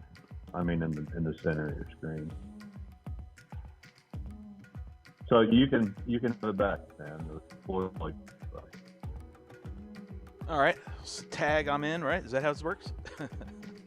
So here's my BitsGap. So we're going to change gears a little bit. We're going to talk about something else, which is what Herb was talking about, and we were talking prior to me taking a little leave of absence here from the mic. We were talking about how to do and read the charts and how we're getting in our leverage trades on Bybit. Okay, that's a little different than this. A little bit different. So BitsGap is another. They're not an exchange. They are a. I don't know, what do you want to call them, Herb? What do you want to call Robot. them? Yeah, it's robot. it's like a robot, if you will, I guess, where it will connect. You can connect your exchanges, i.e. Coinbase, Coinbase Pro, Binance, Binance US, KuCoin, any of those exchanges where you buy your crypto, you can use BitsGap to interface and work with those platforms. Just so now it's all in one. So like me, I have a Binance account, a Binance US account, and I have a Coinbase Pro account and a KuCoin account. Okay, so those are the exchanges that I use to buy and trade my crypto. Now, over here, I'm not going to get into all the details because I don't want to give out a lot of details. The bottom line is I've connected all of them to my BitsGap. Now, I pay for this. This is a little more on the higher end. This is $40 a month, but I pay for it because there's a reason. And one reason is I can go in here, and if I want to trade anything, am I not sharing my screen? I should be. I see just you. Should just see my screen. And you're up. Yeah, you can see. Yeah, it's there. Should be able to see mine. So what you can do is see there's my Binance US. It's connected. It's showing me mana to the USD. And I can go in here. Unlike, well, Binance you can. It's just, I like it because I can get everything all at one spot. I don't have to keep jumping from exchange to exchange, and bouncing around to make my transactions, to do what I want to do. I don't have to do that. BitsGap just allows me to do it right in one spot. And that's what I really, really love about BitsGap, that I can just go in here and get all the trades I want. And on top of it, it has, of course, take profit, stop loss, just like I do on most exchanges. But the beauty about this one is it's just like Bybit, where I can slide my stop loss up, slide my stop loss down. If I'm in a swing trade and I want to, make sure I maximize my profits, it's very dynamic. So that's one thing. The other thing about BitsGap that I really, really, really love, the main point of it all, are my bots. Bots are great. Bots are fantastic. So these are my bots. I've got 5 of them running now. I put $500 on each one of these bots. And I only did this yesterday. It shows you how long they've been live. They've been working for a day. Each bot has now made me 2%. I don't think. What's that? I don't think you're sharing your screen. I just see you talking, unless you're not sharing your screen. Oh, I'm talking about. Hold on, Herb. For you, I got to share my screen. Sorry. On the live stream, it's showing, but for you, sorry, let me share it real quick for you. There you go. Now you should see my screen. You see it, Herb? You get private access, yep. Brother. You get backstage passes to the Shelby Show. All right, so what you got right here is I deployed this only a day and an hour ago, literally almost 24 hours ago. Okay, I've made on Mana, I've made 2% just holding it in the price movement. So my holdings in Mana have gone up 2% in value. My bot itself, just running, has netted $4 or 0.86%. My Doge, yes, I've got the poopy coin, has shockingly, I've lost almost 1%. Shock. But I've gained almost 1%. So it's kind of like, wash your hands, we're at 0. Nothing's really changed after 71 transactions. And then my store J is up 2 3/4, or almost 2 3/4, and in just value, just holding it. And then the bot itself has netted me $7 in profit just running the bot for one day. I know it doesn't seem like much, but kids, I'm telling you, mark my words. All right, so then you have ENJ. I love Engine Token, by the way, the NFT. I absolutely love it. I keep getting into it because I love what it is. I'm a gamer, and it's attached to gaming, and I love its concept. I think it's going to have some legs in the future, and I think it's going to go up more in value. And so far, it's proven me right. It is not really proven me wrong yet. Its value holding Engine, the token I've got up 5% in one day. Those are great gains, kids. And the bot itself has netted me 3% or $3. just in profit on there. So you take the profit plus your gains, that's your total. So that's 5% of 500 is what? $25 plus so it's $28 one day. This one's made me almost $15.07, so that's $23, $22. This one has lost me a 5, got me pretty much 5, so it's 0. And this one has netted me 10 plus another 5, roughly, or 4, so 14. You add all that up. I know it only shows you my bot profit up here of $23 in one day, but it's not taking into account what, if I were to close these out, what my profits would be if I were to close them out, and take those profits as well. That's what's great about bots. What you give up on bots are the massive upswings. So when they go up really, really high and they spike up, your gains are still going to be there, right? You're still going to make some gains over here, but you're not going to make as much gains. So that's the sacrifice. So here's what I do. I've got coins that I like, and these are on the list, minus Doge. Doge is an experiment. Literally, I'm not BSing you, Doge. I'm literally just playing an experiment or running an experiment with it. But these other ones are actually legit coins that I actually like. I like VeChain, I like Engine, I like StorageJ, I like Mana.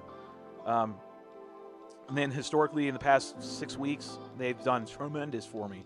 So I'm back on them again because they dipped, got them on the dip, executed them, found out they were pretty much at the bottom. I'm looking for a little bit of a run up right now. So I'm in my mind, I'm thinking the altcoins had a pullback. They're going to do another run up and then crash again.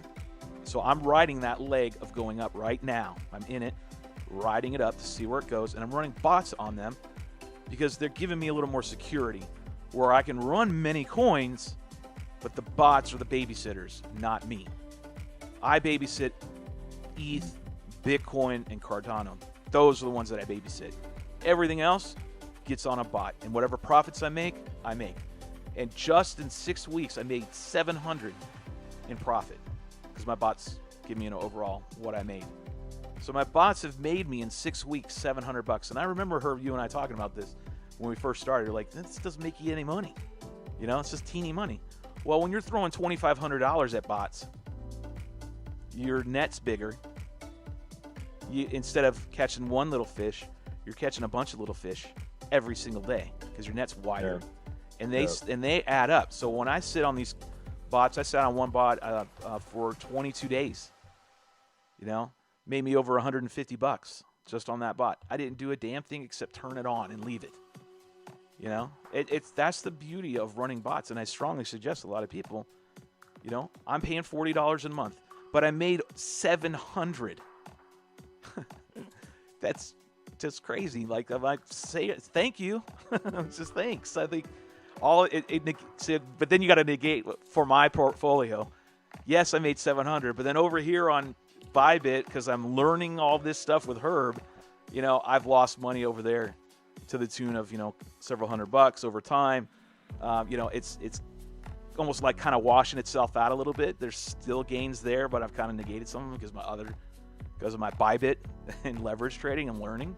So if you are in the market and you want to take a little more advantage of other than just buying the token and holding the token, right? And you don't want to just hodl, as they say, and hold for 3 years, and you want to get price action on these coins and you want to capture the price action. You want to capture the gains of the ups and downs on this small scale. Bots are your friend 100%. They will absolutely offset the cost of using BitsGap. And I think there's other bennies for actually using BitsGap, affiliate links and blah, blah, blah. I don't even think I have that down there, but I don't know if they give you any money or something like that. I have to look into it, but either way, there you go. So I'm digging that. Here's how I run my bots. Let's look at ENJ. So ENJ, see if I can pull up more of the screen. There you go. So here's ENJ. This is the engine token. This is the NFT, and this is attached to gaming. Just think about this token works with the concept of if you want to buy a skin on Call of Duty or you want to buy a weapon on Call of Duty, well, they're going to attach them to these NFTs, and then that's kind of in a real quick version or synopsis. That's what it does. I believe, and I'm a huge gamer, so I believe in that, and I think that's the future. I think that's really cool, so I'm going to keep buying Engine as much as I can. But right now, because the whole market itself is kind of on a decline, I'm waited for them to bottom out a little bit, and once it bottomed out, found its bottom, which it did, came down here, started to retrace. Okay, I'll zoom out a little bit. See, here's the top, came down, slowly kept coming down, and we broke, we're about to break the trend line right here. So I've got I got it monitored. I'm monitoring these bots. I've got my bots on a very tight stop loss. Could be tighter, but that's saying that if price action moves down and it ends up crossing and touching this line, the bot will sell everything. It will sell your position, it will sell everything and give you all your profits. BitsGap does not exchange any money. So your money is not attached to BitsGap. Your money is on your exchanges. All it's doing is getting in there and putting in positions for you. All these red lines, okay, are buys and sells. Buys and sells. All these red and green lines are literally on the exchange of Binance. I have positions on Engine on all of this right here. So whenever this price action crosses one of these lines, the bot will actually execute a buy or a sell. And that's how you accumulate, the money that you accumulate. It's accumulating dimes and nickels and quarters and dimes. You ever watch Office Space? Think of Office Space. It's the same concept. You're taking a little bit of money off every transaction, and it just adds up. It's genius. It's great. That's why, and what really turned me on to this, Herb, is when I kept hearing the other big YouTubers saying 90% of the market's ran by bots. Well, then why the hell am I not running a bot then if 90% of it's being ran by that? Yeah. So, Herb knows I've been a huge proponent for bots since, at least 6 weeks now. And it really has given me my most gains. I've had some good leverage trades, and my leverage trades are getting better and more consistent, and I'm winning more often. And that's great, because now once we get to that stage, it's going to be even better. So run bots. If you want to run some crappy tokens, or just some tokens that you can see where they've found their bottom, most likely, possibly, and run your bot, especially when there's sideways action. So back here, look at all this. This action right in here. All of this is what I caught right here on my bot previously on Mana or Engine. Right here, we hit a top right here. We came down. I knew we were, in my mind's eye, I was like, there's no way we're done. Like, Engine's too good. So I executed a bot, and it ran all these days, and I made all that money. All this up-down action netted me over $100 just doing that. Plus, once it got out of this, it will trail up, so it will ride up. And it's another thing, another cool feature. I didn't even mention that. So over here, this thing called trailing up. What this will do, and I have it activated, with price action were to continue to go up right here. Oh, I need yellow. If price action were to continue to go, let me see, we want to make the line thicker. There we go. So if price action were to continue to go up right here, okay, and it gets past this red line right here, what trailing up will do will take this entire section and drag its ass up too. So now that's called trailing up. So as long as price action keeps going up, then the bot's going to keep rolling for you. It will keep working for you. It will keep making money for you. On and on and on. I think I did catch this. This is where I said, remember, Herb, I said, making money, but I know I'm not making as much. And that was when the Engine was spiking up. So we know that when you run up on these, you're not making as much gains if you had just bought down here, hodled it, and then ran it up, and then sold it, right? Well, good luck. I hope you're Nostradamus. I hope you are Nostradamus. If you can do that, please come over here and tell us so we can figure that one out. So what I've found, what I've done, my experiment, I didn't do it on Engine, but I think, which one did I do it? A Curve, I think was my contender, and it started to work, and then it crapped out on me. Yep. Which was same concept, because we saw this. So I had Curve, and I don't have it up anymore, but Curve pretty much did the same thing. Ran sideways, I had it on a bot, and I was waiting for the spike. When the spike happened, I shut the bot off, sold all my positions of Curve, and then immediately bought with that all the money. The bot profit, the gains that I made just holding it, and then my initial investment grabbed it all, shoved it right back into curve. Now I'm doing what I just talked about right here. Buying and holding, swing traded up, literally. And I made some money, but what happened was it took a turn. That's when everybody took a turn that weekend. I think it was the weekend before last. So that's my plan with bots. Run them when they're going sideways. When you can tell that price action is getting ready to pop off, shut your bot off. Go buy it, hold it, let it run up, catch all those gains, sell again, get out of it, and then repeat the process. That's what I plan on doing. And so far, I'm in repeat. Oh. So this is second. I did a whole full cycle, and now I'm on a repeat. Go ahead, Herb. I'm listening. Oh, no. I thought you had a statement or question. No. So I just did profit margins on my short though. You did? How are we looking on that? So Turn green. I don't want to get too far into this. Yeah. Look into it. Go to Crypto Recon, RECON, and watch his tutorials on BitsGap and bots. Great guy. Okay, he explains this part very, very well. As far as Bybit, But they also Bybit goes, go to Crypto Zombie and watch his videos. There's two of them on using Bybit and their exchange. Okay, so the two different YouTubers. Go watch theirs. They give a much more detailed, very simplistic, clear and concise understanding of how to use both these platforms. These platforms are what I'm using to make money. That's the key. I'm telling you, you might find your own recipe, but so far this recipe for me is starting to cook. And I've gotten the first batch of cookies that I've cooked with it or made with it, this recipe. So far they're tasting pretty good. And I want to keep hammering this home. BitsGap. Go ahead, Herb. BitsGap just came out with they can actually trade Binance futures now too. True, that is. You can do. BitsGap will allow you to get in and do futures with Binance. We were trying to execute that, but that did not come to fruition, if you will, unfortunately. And that's what we haven't learned enough about it yet. Yep, still learning on that one. So we're not quite there yet. We will be. It's just a lot of information, to be honest with you. Just a lot of stuff. So let's go look over here back on ETH. Okay, remember, we are on Bybit now. We're on TradingView looking, but where we're making our trade is on Bybit right now. And so on Bybit, Herb and I both, I hope you're still in this, but I'm still in a short. Yeah.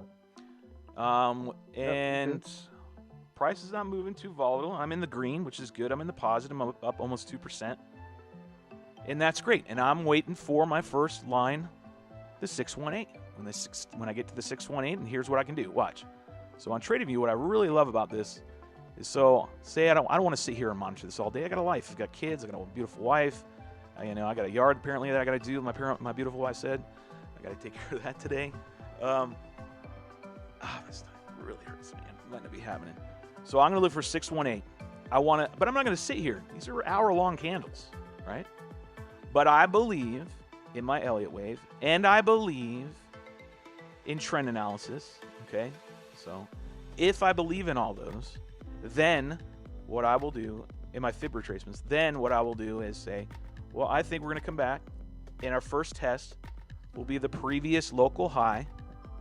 Okay, not the one that we just did, but the one previously, which is legitimately on the 618.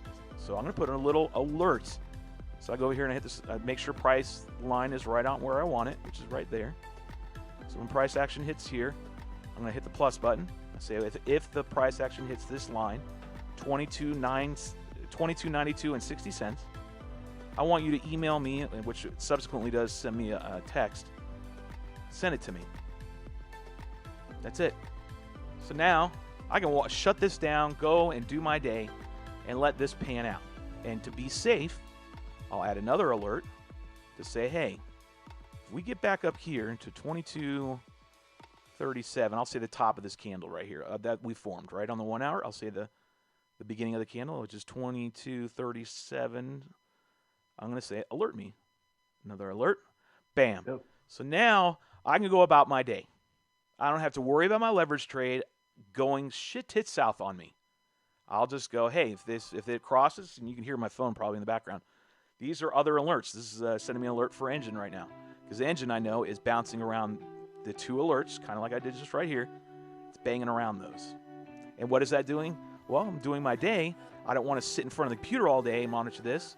These alerts allow me to go, oh, and all these exchanges have the mobile version. And I just go in there and I check it out and see what it's doing. And then I keep going on with my day.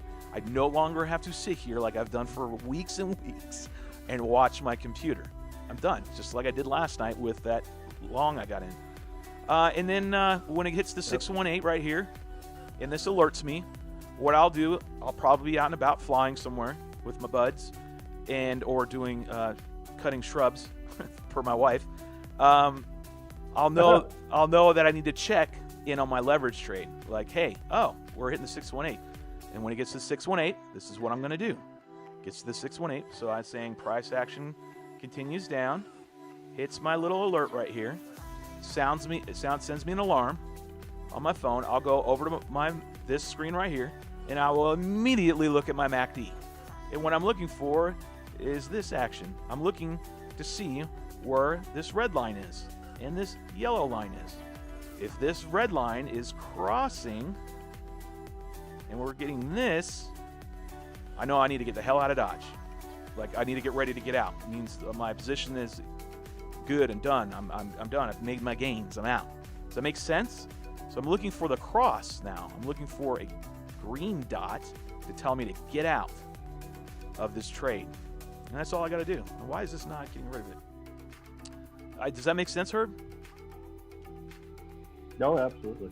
So now we just sit here and everything's This is a fun. good video. This is the way I do Guys, it. we Go ahead. Tell 'em. tested this for weeks. We tested this for months. Yeah, we really have.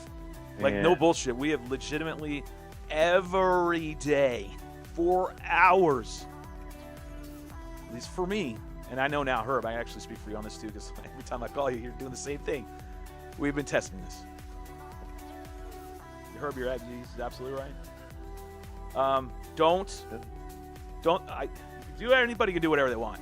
We're just trying to help everybody else out that we've guided to this channel, get over here to start making some money. We're doing a lot of legwork for you. And why are we doing it for you? Because I don't want to see my friends that I personally think are friends get fucked over. I hate to say it because I'm trying to keep this G-rated, but I don't. I don't want to see everyone get wrecked and lose money, right? Because they don't know what they're doing and they're just buying it based on hype. No, I don't. There's a lot of money to be made here. Like, there's ridiculous amount of money. Make money on the up, on the down. Yeah.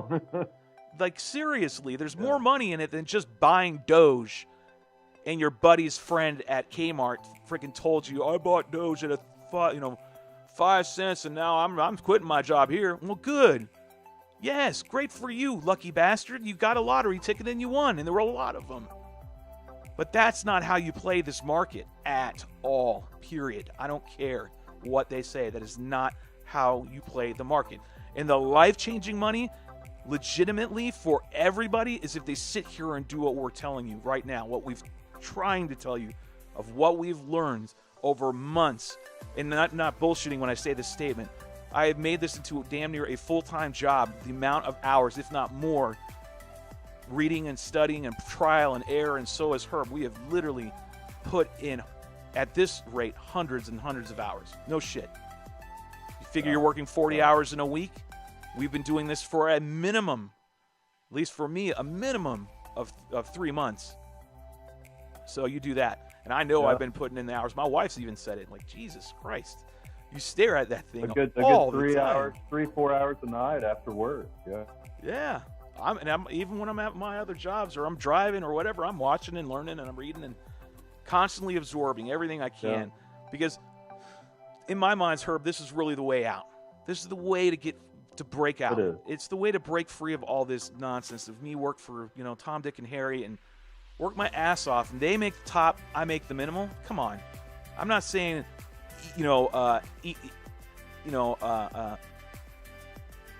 equality as far as equity for everybody, right? No, I get capitalism. I understand how it works. I believe in that. So, but I'm just tired of, I want to make my own money. I'm tired of working. I'm tired of doing all the work. I mean, I don't mind doing what I do right currently. I don't want to have to go back and do what I used to do. I like my contracts that I do, but I don't want to continue to do like in the past. I want to never have to do that again. Yeah. This, while I'm doing my contracts and I'm learning, this is where I'm going to start making money. Go ahead, Rick. My dad always told me, you never get rich working for somebody. You always make that person richer. So why not start your own business, learning how to do these trades, learning how to take the shorts. I mean, guys, you make money when the price action falls. You make money when the price action goes up. Joey makes a good point. You can buy a token and you can hope that it goes up. But in the meantime, while you hold that token, you can make money on the way up and you can make money on the way down every time that coin does something. You can. Even employing some bots, I mean, it takes a lot of time to look at your coin, do your trend analysis. On the coins that are kind of choppy sideways and stuff, we look for those for bots. But, our big ticket, Ethereum, Cardano, Bitcoin, we look for these rises. We look for these falls. We map them out to a T, and then we execute them to follow a plan that we pre-trade. I mean, we already know what leg F, or I should say A, we're doing a redirection wave out of the ABCDE. We know what leg A is going to do. It's going to go down. And we have our trend analysis. We have our major resistance levels that we see those coins at. And we tell ourselves, we need to be watching it at these specific trend levels to see if it bounces, and we need to take our money out of out of a short. We need to now think about putting our money into a long. All this works. We're not your financial advisor. We just want to give you guys tools to help you be more successful than just buying a coin and sitting on it. Right, because there is so much money on the table that people don't realize. They don't know. They just don't realize how much money is on the table that you can go and get. You just got to know how to fish the water. I keep using the analogy of fishing because to me it fits. These are like depth finders. These are like fish finders. That's legitimately what they are. They're like fish finders on a boat. And you're fishing for tuna, and you want to get a big tuna, right? Well, the way you get it is you got to learn how to read the fish finder. And the fish finder will alert you to where there's a big tuna, all right? Step 1 done. Step 2 is, how do you fish for tuna? Like, how do you bait the hook? How do you put it in the water? All that stuff. Well, that's what we're teaching you. We're teaching you how to hook the line with the bait, where to put it, okay, when to snag the tuna, okay? And then once you snag the tuna, that's getting in the trade, okay? You've caught a trade, like we just caught a tuna, right? We went fishing, we read our depth You're at finders. about, 4.5%? You're about 4.5% on the down. Yeah, on the down. Making money going down. On the down. Down. So, it's like fishing. So I've hooked my tuna, Herb's hooked his tuna, and now we know potentially the size of the tuna based on the trends and the fib retracement, knowing where we're going. Like, this is how big the tuna could be, right? And we are fishing in this tuna. We're reeling in this tuna. Slowly, we're working it in. Like, I'm just using an analogy. I'm not sitting here other than looking at it, if you want to call that reeling it in and working the tuna in and exhausting it to get it on the boat. Because that's what you do.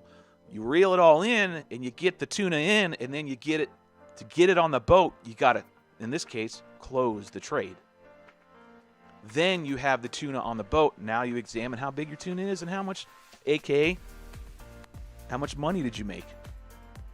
Look at the percentages. What happens when you reel in a tuna too fast? Ping goes the line. You break them. You lose the tuna. Yeah. That's Snap the line. You flipping and flopping. You break the line. You break the line. I believe that's a good analogy to her. You break the line when you when you're getting in those small minutes and you're looking down at it and you're second guessing yourself. So you're pulling the line too tight and you're letting the time loose. And then a ping, and then it's gone. You lost out on the trade, and now you're out. You have no longer a tuna, and you're trying to go back in and get another one real quick because it's going down, and then, oh, shit, it goes the other way. You lost the tuna again. Oh. So that's what we're doing. We're Yep. teaching you how to fish for the money. These are your fish finders, and you just got to know how to read them in order to go and fit. So we're fishing. We're going out in the ocean, and we're looking around, and we're fishing, and we're finding, we found one this morning while we were alive. I was closing and putting my tuna on that I caught on the long on my boat, measuring it and seeing how it was because I closed my trade. Realized how much profit I made. It was a nice little tuna. And now I went, fished again. My depth finder said, hey, we got another one out here. Boom. Cast my line, hooked it, got in on the trade. Now I'm fighting the tuna, seeing how big it's going to get. I have an idea. My depth finder tells me, or my fish finder tells me about how big it's going to be. Okay, because I'm looking at the 618. And I'm just fishing You can it. measure that. Yeah, I can measure it. It's not going to be a lot. It's going to be some. But gains are gains. So got in up here, getting down around here. It's just a, 1.5%, almost 2%. Riding it just to my first spot. Right? If it gets here, that's good. That's 2%. I'll take that all damn day. That's 2% here. Remember, I'm leverage trading. So it's 2% times whatever I'm leveraging. Okay, so if I'm using 4x, so 2 times 4 is, I'm making 8% gains. 8% gains on this little tuna.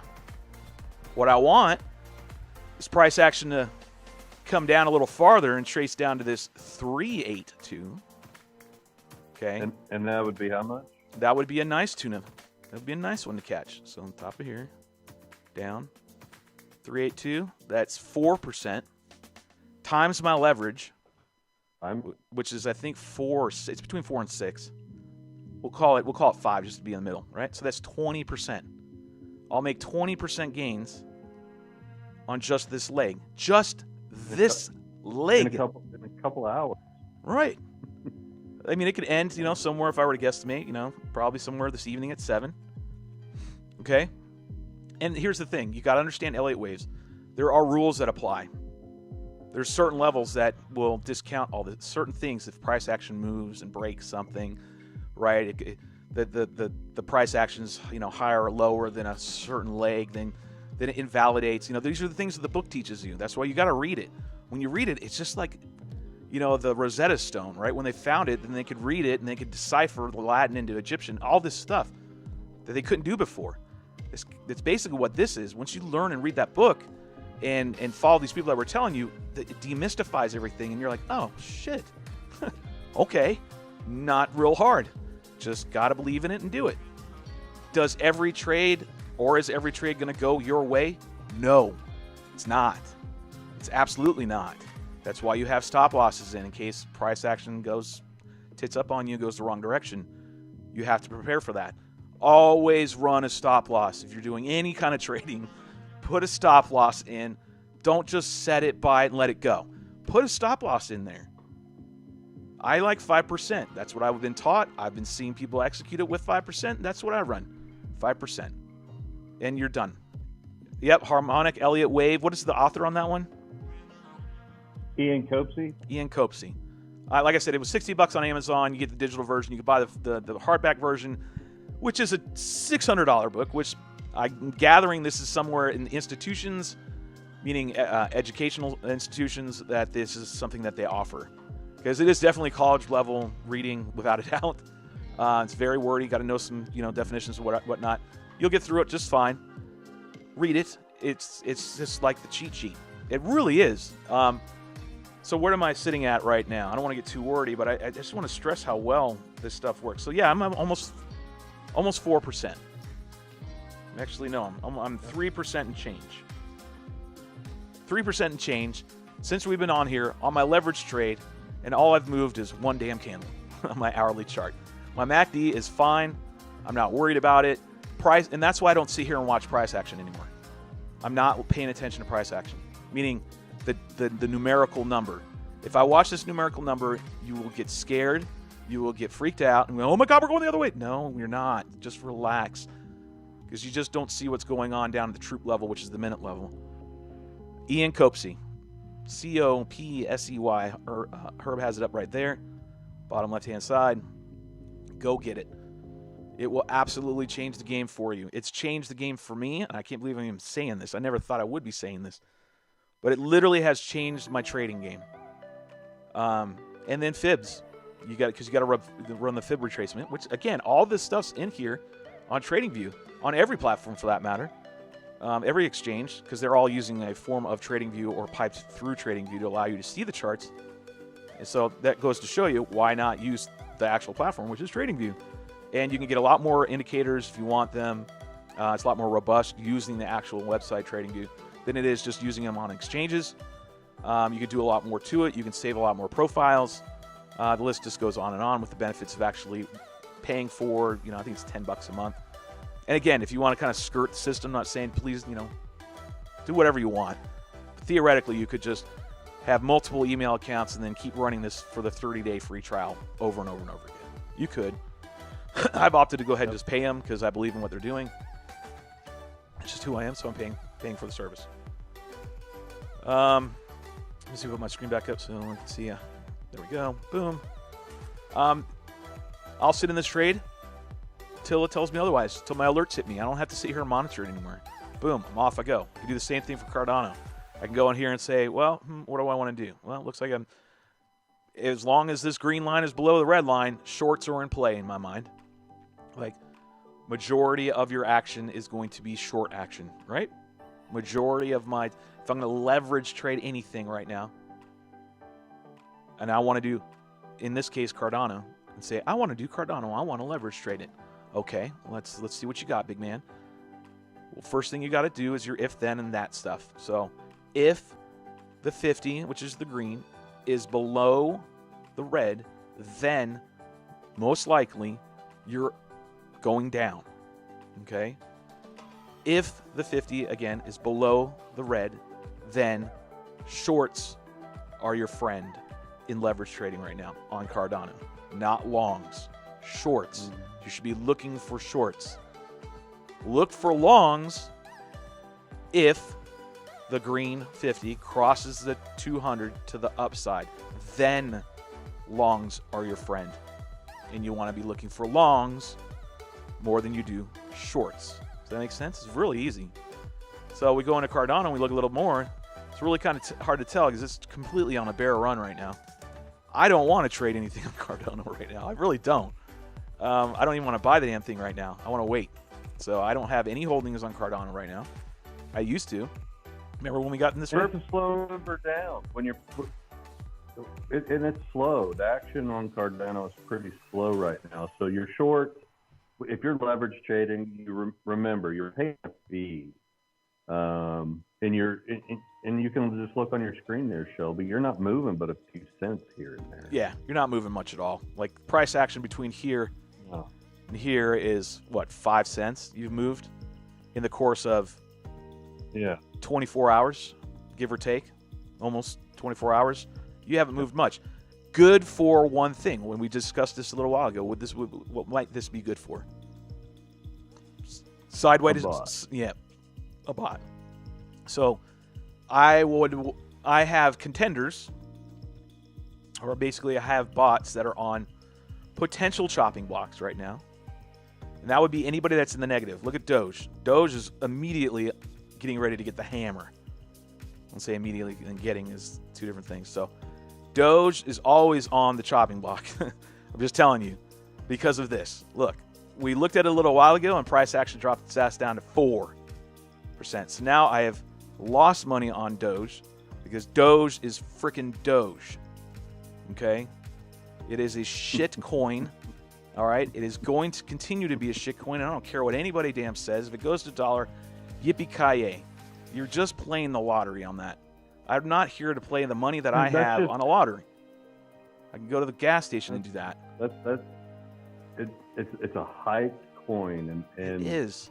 the hype will people will stop hyping on this coin now that it's fallen and everybody's made some good money. But as the hype dies down about this coin, so does the price. So here's what I'm going to do. This is going to be Doge again. I'm going to do the same thing I did Doge the other day. So back on BitsGap, I know I'm kind of bounced around, but I got to monitor this because it's crabbing on me, and I'm not going to sit here and lose money like that on the Doge. Like, I don't have bots that get me negative 4%. The only ones that have been doing the only ones that have been doing dog poopy has literally been the Dookie coin, Doge. It's the only one that's really, I mean, VeChain right now will recover. So I'm not sweating that. This, though, because it's Doge, it plummets so hard, folks. It's just not, and again, experiment. I'm paying for my experiment. I'm paying trading university right now. So this might get switched, and I might slide this over into Cardano and close that bot, close this Doge bot, and put it on a coin that's actually worth a crap, and put it on Cardano because it's doing a lot of sideways action. But I'm going to wait just a little bit longer. So what I'm going to do on my bot, my stop loss was way down here and below my price action where I wanted to bounce around and trade and sell.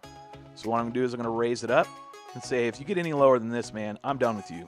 Get out. Shut the bot off. I don't care if we're into price where I have some positions. No, I don't want to sit here and I don't think you're coming up, and I don't want to ride it out. Or I could say, yeah, come all the way down here, but that's a lot of price. That's a lot of money. I'm not willing to do all that, concede all that kind of cash for this experiment. So I'm going to go right here, give Doge a little bit more room, and then that's it.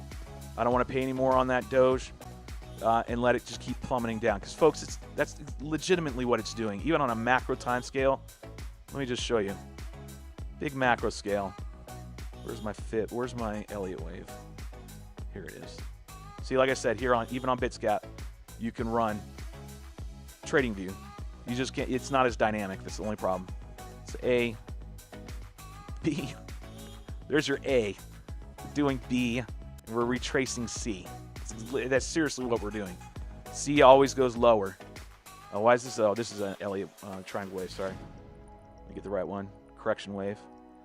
So if we're doing a correction wave, that would be A is here, B, C. Let me brighten it up.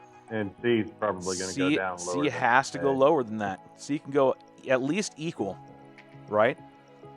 C can go at least equal, if not past. It can't go up here, because then you invalidate the ABC structure.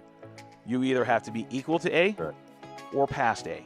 Well, I can see right away, just looking at price action, that this was a former top. So that right away is telling me it's going to be a place where the action would stop, potentially, because it stopped there before. It's going to stop there going down. So that's where I see it going down to, which is 14 cents. All right, 14 cents. Do I want to ride this all the way down? Hell no. No. So what I'm hoping, though, hopium, I can take a drag of the old hopium and hope that maybe we're forming a 1, 2, 3, 4, 5. I hate why they do this. Color's retarded. See? 1, 2, 3, 4, 5. That's what I'm hoping will happen. But if I go and look at price structure or price action and go and look in there and see if I can find any local lows or highs. All right, well, here's one right here. Here's a... Quit being blue, man. No one wants freaking blue. You can't see it. Listen, you guys over at BitsGap. Nobody wants defaulted blue. Okay, and you did it again. Son of a bitch. So there's a price. Here's another one right here. There's a low, right? Here's a previous low. So we're gonna mark that. Okay. There was a previous top right here. We were just on, and previous right here. So somewhere right in there. So those are local highs and local lows. You got another low way down here. Okay, another local low way down here. Okay, so those are the lines. There's a little one right here, but I'm not going to really count that. It's not really that much. Yeah. This kind of coincides. These are kind of working together with this one right here. Right here. Sure. And lo and behold, right, so you can see the tops here, the bottom right here. See how price action touched right here almost. Price action touched here. Price action touched here. Okay. Price action touched here again. And we're no shit. Look where we are, right there. Now, if we break this, we're going down to where I'm out. Yeah, if we break this, I'm out. We can go down to here, and I'm not doing that. So I'm tightening my stop losses up, right, in hopes that we bounce. Okay, my hope is that we bounce this line and we go up. That's what I hope. But right now, I have excuse me, not a lot of high hopes. So I'm tightening up that stop loss. Okay, so what I wanted to see is this. That's what I want to see. 2 and then 3. And it then looked like you broke that line. 4 would be there. Legitimately, that's where 4 would be. It would have to be to hold and validate the Elliott wave. 4 cannot go past 1. Maybe sometimes it can go a little bit, they said, but just rule of thumb is it doesn't go past 1. So we go. This is what we would look for. 1, 2, literally bounce right now, go up, and then we're going to 3. 3, I have to measure it out. But then 4 would be here. Go ahead. Zoom into that. Zoom into that.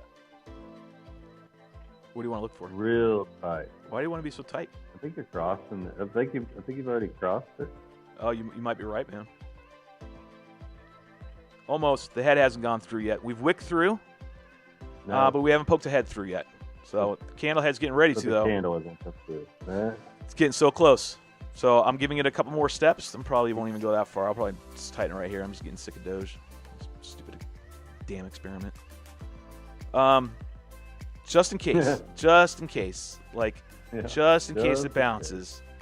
All right? That's legitimately what the market is telling me. That's not me, being some soothsayer, some Jedi mind trick. This is legit. Just reading the math and the chart. It's just showing you price action. That's all you have to do. It's all you have to do. This will aid you in your trading so much, okay? So you don't lose. If dumb money would do this. Oh, I'm going to put my bot in, and I'm going to go all the way down here. And I'm going to put my stop loss all the way down here, and I have all my price structure in there. You could. But you bought in right here, and you're going to get wrecked as it goes all the way down. You better hope to God that it comes back up. You just got to know some fundamentals about your coin that you're getting into and you're investing into. I know that some of the fundamentals of Doge is just prior to doing it. What's that? And you have to do your TA prior to doing it. Yeah, you really do. Don't just jump in. I've been known to herb and validate. Wake up in the morning, and the first thing I do is turn on my phone and check the market, right? And if I see any kind of weird price action, I'm like, market buy, get in, and then I get wrecked. It's happened how many times this week? 3? Yep. Yeah, because today I did it again, but I did it in the right time. I practiced a little more self-control. I did it at the right time. So that's where we're at with Doge. So I've tightened up my stop losses, and anything that you're getting into right now, anything right now, current market conditions, run tight stop loss. Run them. Run a tight stop loss. If you're going to get in any of these alternative coins, make sure you're utilizing a stop loss. Buy in with the hopes that if you want to hold on to it, that's fine. Do some TA, find out where it's potentially going, and then run a tight stop loss if you believe we're going to go up with it. Okay? Those of you who are a little more risky, and you want to go ahead and get into leverage trading, and you want to make money going up as well as going down, okay, then you need to get into Bybit, and you really need to hone in on this Elliott wave theory, understand fib retracements, TA and TA patterns. Go ahead. And you've got to buy trading views. First 30 days is free. Yep. But eventually you're going to have trading views. Yep. You're going to have to have that. You're going to have it. And I try to stress this as best I can and politely as possible. It's not that hard. Okay? It's not that hard. You can learn this. Once you do, it's just a function of practicing it over and over again. A lot of you guys are drone flyers. I say this about with me when I fly my wings. The only difference between me and everybody else is the amount of time I've put into it. I put in time and hours, thousands and thousands and thousands of hours of flying in order to allow me to fly the way I fly. That is the only difference between me and everybody else. So if you had spent the past 10 years flying relentlessly, right, over and over again, then you'd be able to fly just like I do. It's the only difference. I am not some grandiose person that is, born with a gift. No, it's just practice. That's all. Same thing with this. So Herb and I have been practicing leverage trading. The platform on which we've been practicing on has been Bybit and leverage trading. But what we've been practicing are the following. We've been practicing the Elliott wave, the impulse waves, the correction waves, the triangle waves. We've been practicing reading trends, trend analysis, patterns. What do they mean? What do they do? We've been practicing with our money because I believe in that. George, who no longer hangs around, but George did mention you pay attention a lot more when you got money, when you got skin in the game. So what I've adopted, which is that same philosophy that he had back then, still now, some of this money that I might lose, that's okay. Some percentage, like keeping that in mind, that it's just like paying a university, if you will. I'm paying for some education. Not saying that's validating my losses, because I like to get as cheap as possible. And so far, I really have. I have not lost anything on my investments since I've gotten in almost 4 months ago. Nothing. When it comes out net, I am still green. I am good to go. I'm not in the red. And that was the goal. The goal was to get to this stage, end of April, beginning of May, and be able to say, I wanted to say, and now I can't say, man, I didn't lose shit. I actually made some money. Wow. That's tremendous. But that means I'm learning. I'm becoming successful because I'm learning. I'm taking the time to get educated. And now going forward, it's just going to compound because I'm not going to stop. I'm going to keep on reading, studying, reading the chart day after day, hour after hour, coin after coin, whatever else I need to learn, I'm going to learn it because I know for a fact this is where I can make the most money with the money I have. I cannot do it in the stock market. I'm not going to go open a business. Give me a break. All that shit is not going to happen. This is going to happen, and this is going to make me money. It's going to make Herb money, and whoever else pays attention and believes in what we're saying, it's going to make you money, and maybe you can join us when we go physically go tuna fishing, because that's the goal. Or buy a Ferrari. I will never, ever, ever, I promise you, I said this forever, I will never spend that kind of money on a car. No. Ever. Okay? I don't believe in that. That's stupid money. That's so dumb. Fine, you've got millions and you land. Yes. Buy land. Don't buy cars that depreciate. Holy hell. No, thank you. Not doing that. Never will. Like I had a WRX last year. Loved the car. Got a great deal on it. But I couldn't see myself, I was seeing the future, right? I'm like, all right, just plunk down this amount on it. Used, only had 700 miles and still was new to me, still full warranty and everything. Excellent condition, but I saw that I had to change a clutch. Aware. Yeah, the wear and tear, the cost and gas. It's fun. I love the car. It was great, but I sold it. What did I get? Toyota Corolla 2021. Full coverage, brand new, 6 miles on it's mine. And I know the engine's going to last forever. It's a tried-true engine. I'd rather buy that where I don't have to worry about it 5 years down the road if it's falling apart on me. No, as long as I keep the maintenance on it, it's good to go. Wise investment, money lasting, a lot longer. You buy these Ferraris and everything else, they depreciate money. It just doesn't make sense to me. I'm just not one for that. I'd rather take that same amount of money and go to Colorado and buy. I've got some plots that I would love to buy that are up for sale. Up in the mountains. That's what I want. I mean, that's part of my goals of doing all this is I do want to buy property, okay, and pass it down to my kids.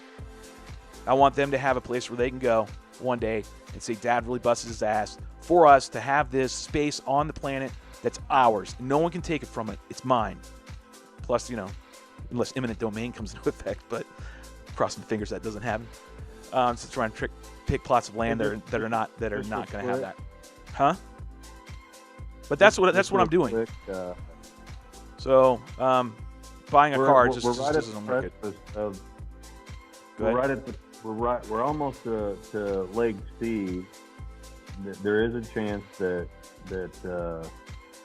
which I don't think it's really going to be there because when you look at the hour, Which one are you talking about, man? Pretty far. Where are we talking? Talk about ETH.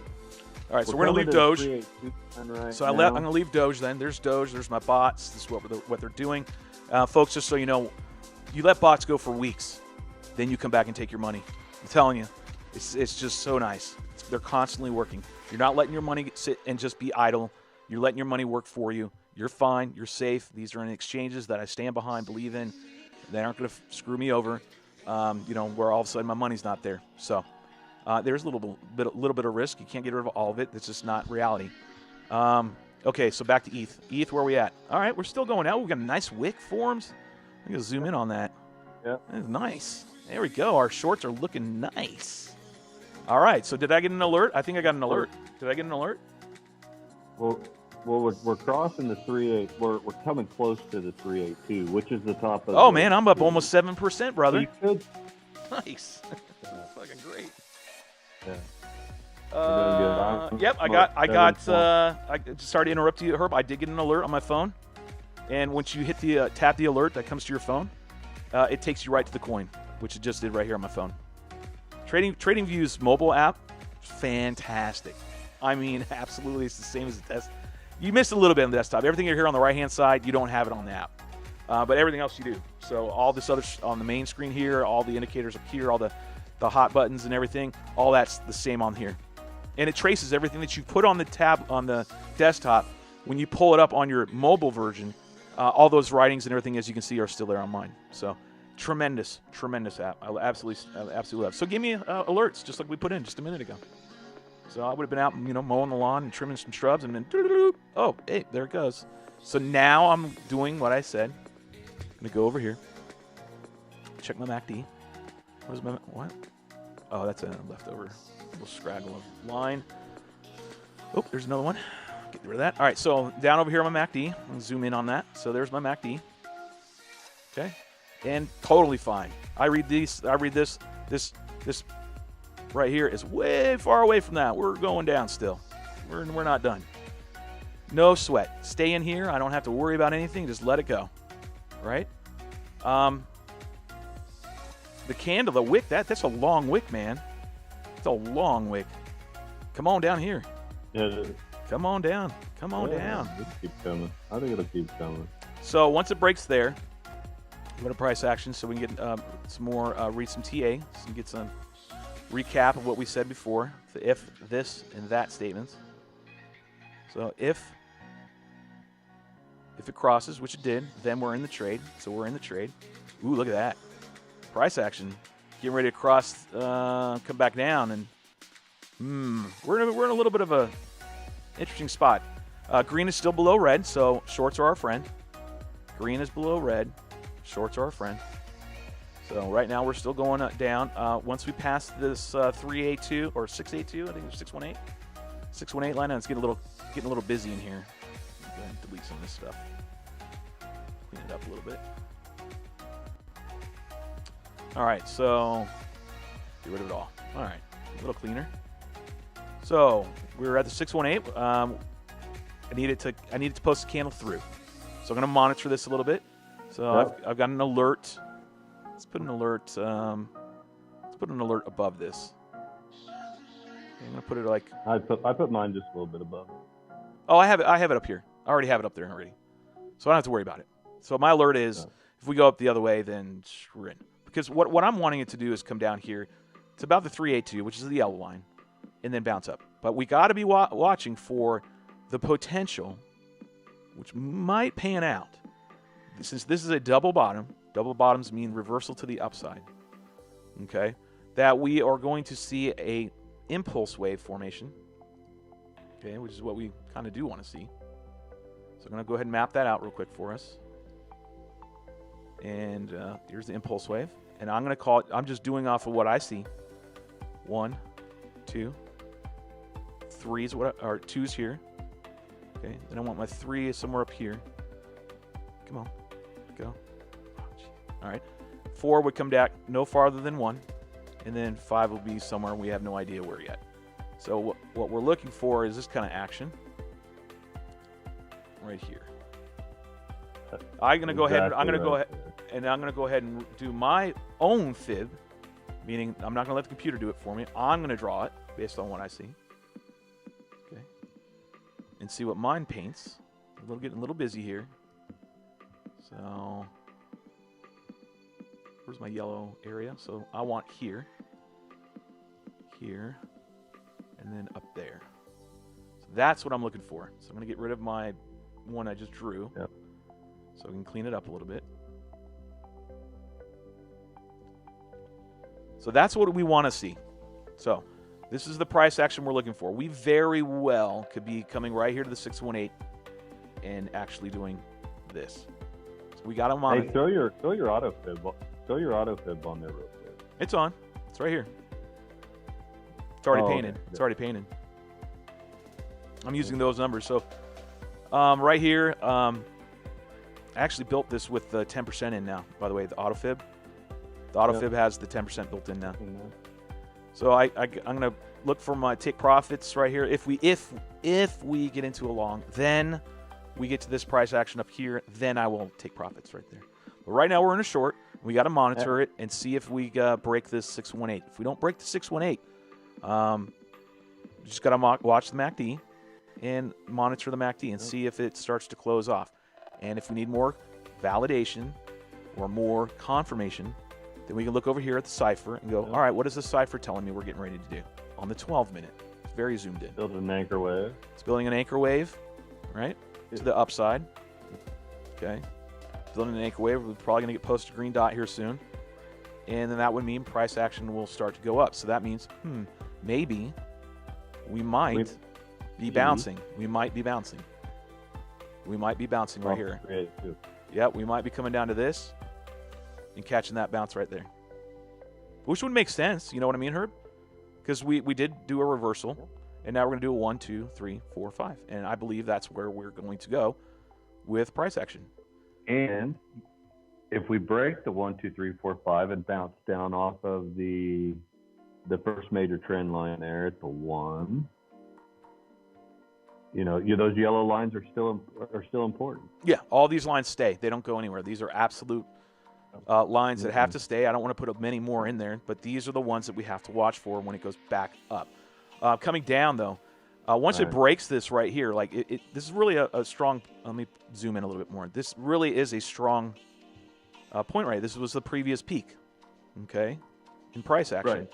This was right here with a previous, right where we're fighting right now. Price action is literally on this line right now. So it's fighting what was previously a top. It's now fighting it as the floor. If it breaks through here, my short's going to look good. Because then we're coming all the way down to the 0. To go down to the... Coming all the way down to the 0. Or the trend line. First the 168. Or the... 382, sorry. The 382. Could come to the 6. So I have my auto fib. I'm on 1 hour. Got to remember, I'm on 1 hour. I'm not changing. I'm on 1 hour. Oh, yeah. No. So if the auto fib is tracing me right now that we break the 618 right here. We come to 382. 382 puts me on my overall trend line, which validate this retest. Oh. If it breaks that, then we're going down even further, which we don't want to have happen because then this breaks everything down. Breaks everything down. Yep. So now we just look for the 618. We'll monitor that via.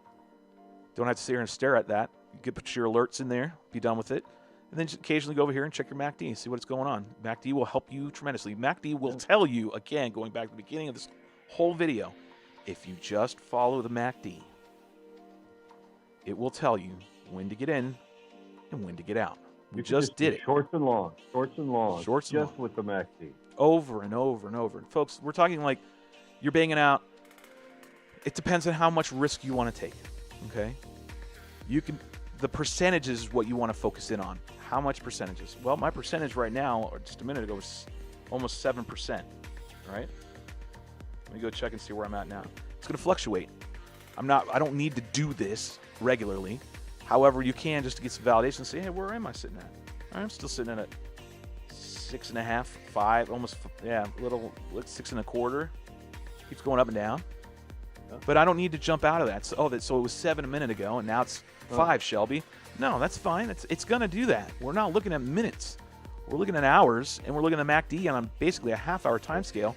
I don't need to do that. I have proven, or I should say the charts have proven hey, Mr. Shelby, if you just do what I'm showing you and telling you, you'll be fine. You just got to believe in what I'm telling you. Okay. Well, now I am. And now it's working. And now I'm profitable. And now I'm making trade after trade, win after win. No longer am I flipping them, I'm flopping them, I'm going all over the damn place. I'm in and I'm making money. I'm in, I'm making money over and over again. Now what I'm doing is I'm back on my Go ahead. We're on the 382. We're on the 382 right now. So I don't see you being on the 382. Did you reverse it? Oh, You must have reversed it. No, it reversed to the it's to the downside. Maybe I have it reversed, but I'm not going to change it now because I believe in this. This is the uptrend. But I'll just go. It just wicked back up a little bit. It was on the 382. It just wicked up. It wicked up a tiny bit. So like I said, I'm looking for it to come down. You know, I might. Again, if you were just to watch price action and not even look at the MACD, this would be very hard to pull the trigger when to get out. Other than just on my chart, because I have it going to the upside for the fib, not the down. I have it going up. I have it set that way. You would just say, all right, well, I'm going to get out when price action hits here at 22.89. I'll even put a damn, sell order in and be done with it. You could. But that's very hard. I find this MACD aids where I'm like, well, do I need to get out now? Well, if I run the MACD to help me with an indication of what's going on, an indicator, this is an indicator. This is indicating to me, hey, man, you don't need to go anywhere right now. You can just sit down, shut up, and let me fly this thing down and make you some money. I'll tell you when you need to get out, and now's not the time. And you just put alerts in here to give you friendly reminders of when you need to pay attention and take a look at it and see where it's going so you don't lose your profits. Okay? That's the key. You can get, and if it's mapping out really, really well, these Elliott waves, then you can go in here and you can put your price targets in, your buys and your sells, like I did last night, and just let them execute. Not even worry about it. Not saying do that yet. Got to learn some Elliott wave. How long did it take Elliott wave for you, Herb? How long did it take for you to start reading the Elliott wave and then grasp it? Like, how long did it take you?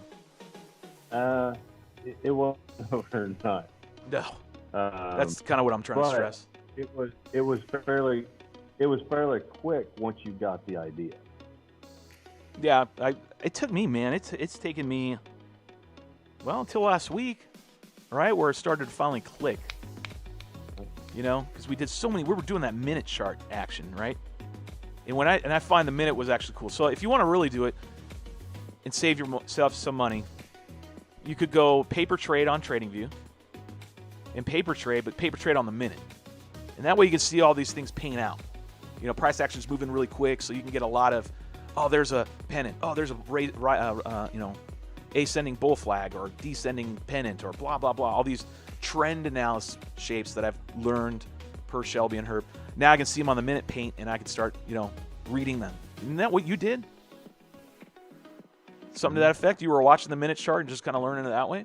So Elliott waves is trial and error. And it's taken me weeks and weeks now, 2 months, for me to finally get a real firm grasp on it where I can start seeing it. I can see the Elliott waves forming and be, 80%, maybe high 80s of being accurate. And we proved that. Go back and look at the live streams that we've done over the past week. Go ahead, Herb. That 12-minute cipher. That's a big anchor wave. Cash is growing and MACD's up. We might make a turn.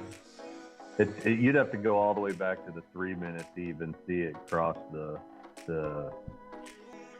No, we might be wanting to get out right now, but I'm going to wait because here's what I do want to express to you, Herb. Confidence. So what I did. Yes, we got to have confidence. You got to believe it.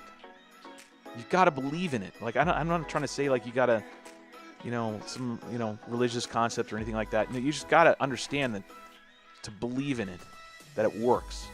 Once you start believing that it works, and it shows itself that it does. There you go. You don't need more confirmation. Just don't be scared. So what I'm going to do is I'm going to hold. If I lose a little bit of profits, that's okay. But I want to keep riding out my experiment, which is my crosses, my dots that post on my MACD, based on these time frames and get out when it tells me to get out. I almost got out 4 times today on the way in here because the MACD started to turn its head, and I'm like, oh, it's going to turn, and then sure enough, price action went back up, and I didn't get out. I was like, nope, I'm staying in. It didn't cross, so I'm in, and it went. You can kind of see it right here. I'll zoom in. You can just see this little, believe it or not, this little action right here, this little offset little angle, right? When it was actually moving live, the movement was more abrupt, a lot more. Head was poking to the right more at 45, if that makes sense, right? So you get real scared. It's getting close to that yellow line. You know, oh, man, that means I'm getting ready to cross. No, wait. Patience. Just hurt. Yeah, wait, hold. Hold. I can't know how many times I've sent out that Mel Gibson meme. Hold. And then just hold. And these little profits right here that you're missing on the turn, provided you got in right here, and you're getting out right here, they're not that much. Right, yes, you're leaving a little skin on the, you're leaving a little bit of cash on the table, a little bit, but not much, right? It's not much. So I'm gonna just wait, and if it turns on me and it turns real sharp, well, man, learned a lesson. It just validates more of my Elliott wave, and I'll turn around, I'll put a long in, I'll still make profits, but I'll turn around, get in a long, because then this will validate that we're on a absolute 1, 2, 3, 4, 5. So then I'll ride these, for the next 2 days or a day and a half. I'll be able to ride these legs going up on ETH. I mean, come on, this is just like shooting fish. I said in the beginning, still believe it. It is like shooting fish in a barrel, man. Come on. The candle's growing down. We're getting some more price action coming down. This candle's is thickening out to the down, right? So even though you look over here on the cipher and it was showing you that we're returning, we don't have validation yet of that. The MACD has not validated that we're going to turn yet. The candle, if anything, is telling us that we're going down still a little bit. And I'm going to go look here and see my price action or see my profits. Still at 5%, so I've lost a couple percent. Just posted another candle on the hour going down. And believe me, that's psychological for people that are just looking at the charts going, oh, it's red. It's going down. You know what I mean? They do it all the damn time. And I say that because I used to do the same damn thing. Yeah. Meanwhile, I'm going, now, not only are we going down, come on down. I wish I could play my Price is Right song right now. Come on down. Come on down here, son. Let's come down here and test and get me some more money. And then once you decide you want to go back up and validate my Elliott wave, my 1, 2, 3, 4, 5 impulse wave, then sweet. I'll ride you going up on 3. And I already know where my points of contention are that I need to be paying attention to when we go in there. And once we turn out of this short and we start going long again, I'm going to turn on an alert on all of this crap right here. All of these lines will have an alert so that I know when I'm going up, hey, I need to check it. I need to check my MACD. What does my MACD say? This is what's great. I'm telling you, no longer, Herb, do you have to stare at the minute chart on anything. It's not worth doing. Unless you're waiting for... So the hour we're below the 382. Oh, with it going the other way? No, on the hour chart, we posted a candle below the 382. Yeah, it's saying your auto fib those going the other direction. Not the wick. So I'm off screen right now just because I need to readjust my abdomen. It really hurts, but I'm not done. We're gonna just watch this trade, and probably when this trade ends right here, probably when I'll end this live stream. But hopefully, people will watch this in the future and actually can learn something from this. This is off script. We don't have this like written down, and we just kind of go and flying off the seat of our pants. But the gist of it is, do your due diligence. All right, green dot posted on the 12-minute. Large anchor wave, so we're probably going to go up a little bit. Yep. How far we're going to go up, that's the thing. This is where the MACD helps you, right? So you do see it on the cipher, green dot, on the 12-minute. This is 24-minute on the MACD, 12-minute on the cipher, and an hour on the price action. And the reason why we do this, hour price action, okay, the reason why I do this is the hour price action gives you a very, very, very clean lines for Elliott wave. It very much defines them. Very, very simply. So you're not guessing. If you need a little more information to draw your Elliott waves, you can go down to the 30-minute and get some more candles to get more clear, concise Elliott waves for your hourly structure of your Elliott wave, right? Mm-hmm. Then you run the 24, and the reason why I ran the 24, and with the settings that I have for my MACD, mind you, because the 24, when you run it at this scale with the 1 hour, gives you a clear exit and entry if you're playing the 1 hour time frame.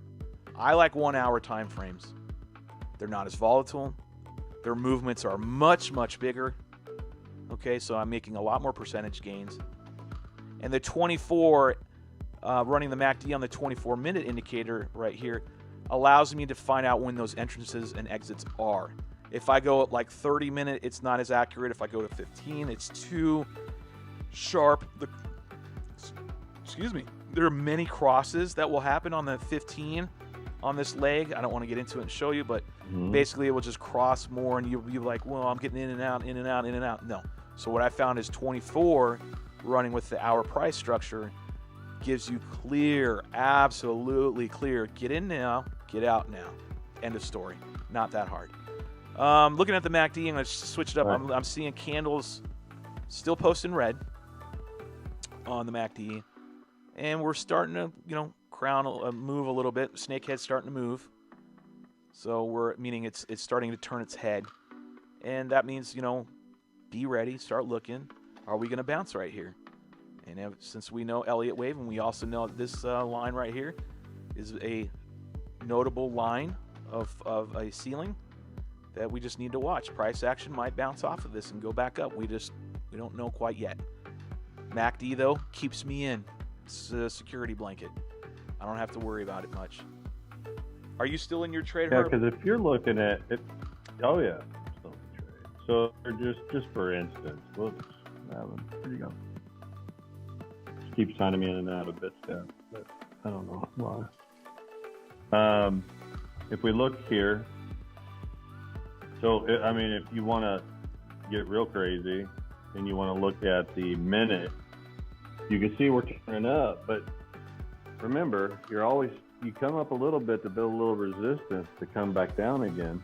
So, I have faith in the MACD that look how wide the gaps are between the two. I mean, you could. I'm not going to. You could go to the minute and find when the turn is. Right? You could be reading the minute chart and trying to figure out, oh, are we turning right here? Is this the turn? But when we tried that last week, I got wrecked. We got wrecked. Because I got too into it, forgot we were doing this based on a macro level, and we zoomed in like we're talking about now. And then I ended up getting wrecked because I kept getting in and out, in and out, in and out, in and out, feed. You're just getting wrecked that way. So I don't do it anymore. So it's not as glamorous, right? We're not seeing like this massive price movement. It's slow, but it's big. These are big movements. This is a leverage trade. And I've done my homework. I know where to put my stop losses. I know where I think price action is going to go. I think. It's two different things, right? It's oxymoron. I believe in where it's potentially going to go. Okay? I have more faith in that than just going in saying, oh, we're going down, blah, blah, blah. Oh, we're going up, blah, blah, blah. I can't tell you how many people I see online do that. Doge is going to the moon. Come on, Doge gods. Doge. No, blah, blah, blah. That has nothing to do with anything we're talking about right now. That's hype. That's all that is. And that's the only reason that coin goes up ever is that.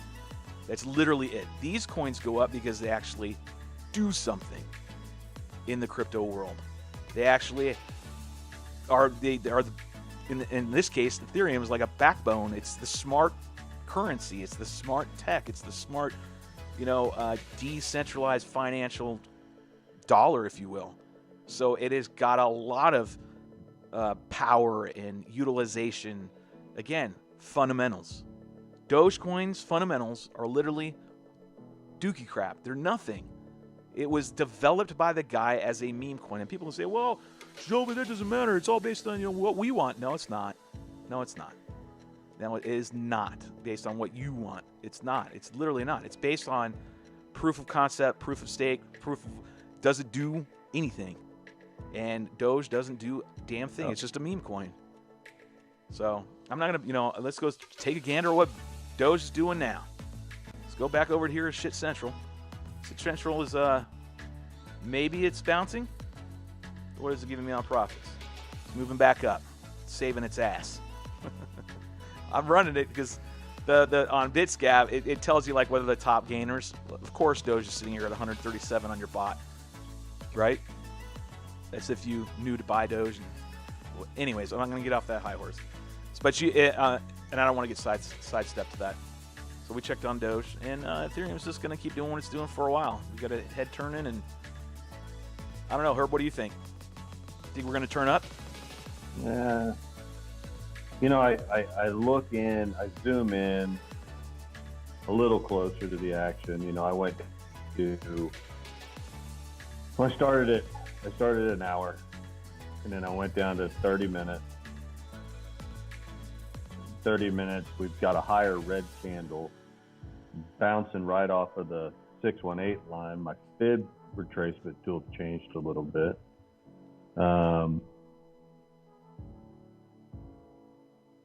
If you go on the, Well, see, I'll give you a gander. So watch. I'm going to show people. Huh? I'm going to show people why you don't go into the minute chart. So here's the minute. Here, we're going to zoom in. No, don't go to the minute. But I can go down to 30 minutes and see some action. And this is why all last week's trial and error was just more validation of why I don't like doing that. It's just not worth it. This just proves it's wait. You just have to wait it out, man. That's the only thing is look at all these candles. If you're looking at my chart right now, Herb, here, I'm going to blow it up. Oh, wrong one, sorry. Let me blow up my MACD. Let me know when you see it. Oh, I can see it. So look at all me and you have been back in this a while back ago. So look at this, right? So look at these. So I changed them to dark green when we're going down, bright green when we're going up, right? But we're still green, and if we're green, we're up. Red, we're down. We're in shorts. Green, we're in longs. So in my long position, what happened was today, before I got here, we look at all these green, dark green, right? We're still up, going up, but we're not trending as much. Typically in the past, we were getting out of these when they turned. No, I stayed in. Right. I stayed in because my MACD didn't cross. I stayed in, and it's still coming down, and I still was going up making money, even though these were posted money. This is just for you, Herb. So I look at them now, but they don't hold as much weight as they once did. Not on this scale. Not in this formula, recipe that I'm running. On the minute they would. If you're that tight, but yeah, I got it. You know what I mean? So now I'm almost like speechless at times when I sit here and going, kids, it's just that easy. It's just that simple. Did I change any settings on my MACD structure? Now they're defaulted. You could change them, but don't. Not on this time scale. I'm not changing. Run defaults. I was running them differently, 24, 52, but now they're 12 and 24. So just don't even mess with the defaults. Because this is proving that it's working. If it ain't broke, don't fix it. I just fine-tuned it here a little bit with coloring. And that's just for you, Herb. So yeah, just run the defaults and change the color if you want. I can change my color. But I mean, it's just perfect. Look at that. We got in right when it did the thing. Bam. Down we went. Up. When we're going up, did the same thing. I mean, it's just, man, that's golden. That's literally, it's a roadmap. It's a roadmap saying, here's your money. Just keep following me. Just keep taking the money. I can't wait for this week. Tomorrow especially. Tomorrow's the day where I up my, not up my leverage, but up my positions. Yeah. So my position sizes will be bigger. And so my gains will be bigger. Percentages will be the same, but my gains will be bigger. All right, so now we're posting, it's turning a little bit on the MACD. Nothing to be alarmed about. It's just going to fight and maybe go up a little bit. You might lose a % or two. You just get out when it tells you to get out. You don't need to rush. And like I said before, this could be a small tuna. Could be a small tuna. Could be a very small tuna because this could be the leg too. And they're not, the best to be in on a leverage, I guess. They don't make a lot. They can. I mean, this one made a little bit. That one made a little bit. 3 to 4 made a little bit. It's what you want on these up runs, right? On the hour. On the up runs, when you're going on an uptrend, you want to catch leg 1, leg 3, and leg 5. Leg 3 is optimum, and leg 5 is like almost a guarantee. Like if it's working out that way, like so these are the optimum ones that people try to chase. Are legs the leg 2 to 3 and the leg 4 to 5. Those are where you make on an impulse wave where you make your most money. You can try to ride the shorts like we're doing right now. Don't encourage it unless you know what you're doing, right? Unless you know you have tight stop losses and you have good TA, then you can do these shorts right here. Again, small tuna. Don't know if we're going to break through. I'm hoping we break through and come down here a little bit more. There's nothing that's really saying that we are going to come down here because there's no real lines of anything in the history to say we'll go down that far. We might go down this far, 2279, somewhere around there, maybe. And did it wick it? Let me see if it wicked it. It might even wicked it. So then that would be confirmation that we are going up because we tested it. Let me see. So what I'm looking at, Herb, is trying to find. All right, right here. So this is previous top right here. So this is a previous high. So I'm gonna map that. Okay, see where it puts us. And I'm gonna zoom into price action. What's up, brother man? And look at that wick. Oh, I'm live right now, talking to Herb. Yeah. Look right there. It wicked down to it. Pretty close. Pretty close. It's only one spot though, and it's not very valid. So again, it doesn't have many points that touched it. The more points that touch it, candles touch, the more valid it is. What are you going to fly?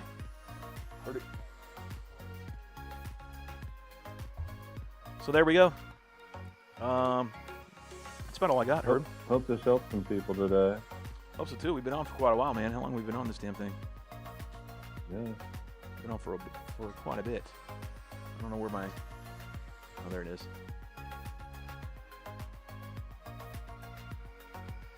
3 hours, Jesus. That's more than long enough. We're only supposed to keep these to an hour. Amazing how time flies. I know, man. Especially when you're watching these charts, man. It really does. Yeah. Gonna probably tighten up my stop loss here a little bit. Probably gonna bring it to 22. You did. 23.10. I'm gonna put it at the top of this candle probably. Somewhere maybe just a little bit low. Probably gonna put it right here. So 23.11.90. I'm gonna go ahead and put that in. Just in case we go, I want to guarantee some of my profits. I don't want to lose it. So I'll take a stop loss at 23. I don't want to get too tight. Let me give it some breathing room. I'll go 23.22. 23.20. Yeah, that sounds about right. I'll go 22 just to be off, you know? What does that put me at? 23.22. Puts me right here. Okay, yeah, that's good. So then I put my stop loss in on my Bybit mobile app, and now I'm guaranteed profits because I'm past where I got in, my stop loss. So no matter what happens now, if it decides to go circle jerk on me and go north, which is good, it's just gonna, and I'll go ahead and put an alert in here too. 23.22.85. Add an alert. There's my alert. So that's going to send me an alarm that if price action goes back up, that means, hey, your position got closed, and get ready, we might be going up, and you might want to catch this upswing. You almost don't even have to set an alert for that because BitsGap's already going to text you and say that. And just showing everybody, you put an alert in. Put your alert in. Let it lets you know that if price action gets down there, comes and starts to retrend going up that way. And you're right. The position closing will also send you a text, right? They'll send you, hey, we closed out your position, you closed out your short, and here's how much profit you got. So I'll make a little profit right there. That's a couple percentage. But you lock in profits, you know. You do. You lock in profits, guaranteed. And then people will shun. Don't shun anything until you tried it. Just telling you kids. I keep saying kids. I'm not trying to be derogatory. I'm just trying to be funny. This is how you do it. This is legitimately how you do it. It is not. You don't need to have this. Ready? I'm going to show you this. This is where we were. Let me just give you an idea of what we were doing. Okay. You could do all this, but look how busy that is. It's a lot of information. All right? And even this is throwing you off. Like, oh, we're in green. We should be going up. But no, you need to turn all that nonsense off. You don't need all this. You just need a couple indicators, and that's it. This is it right here. This is all you need. You don't even need to have this retracement. You can to help you out if you want it. The RSI swing indicator, I should say. You know, I like the RSI swing indicator because it's still pointing down. The RSI swing indicator, out. I mean, it gives you, it taps the, you know, it definitely indicates the local, you know, the highs and the lows, which is really good for aiding you when you're trying to trend out everything. But I try to keep this as minimal as possible now, just because it tends to get too busy and cluttered with a bunch of crap, and I don't like that because I get lost. It's pretty self-explanatory. There's our line still. This is still our trend line.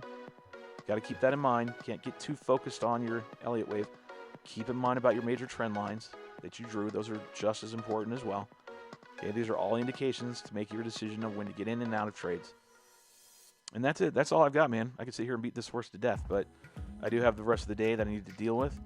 And all my positions are in. I might even put a take profit. Where do I want? I don't want to be greedy. Maybe that 22.77. Maybe that would be my take profit. I don't know. Where should we take profit?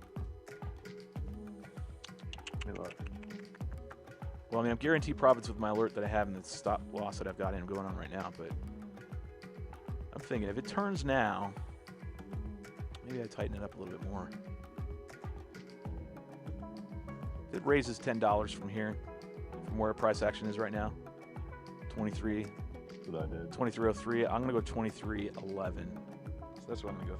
I'm going to go 23.11. Price action goes that way.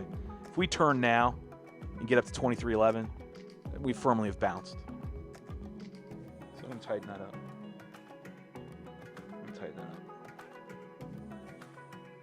don't want to get too tight. We don't get wicked.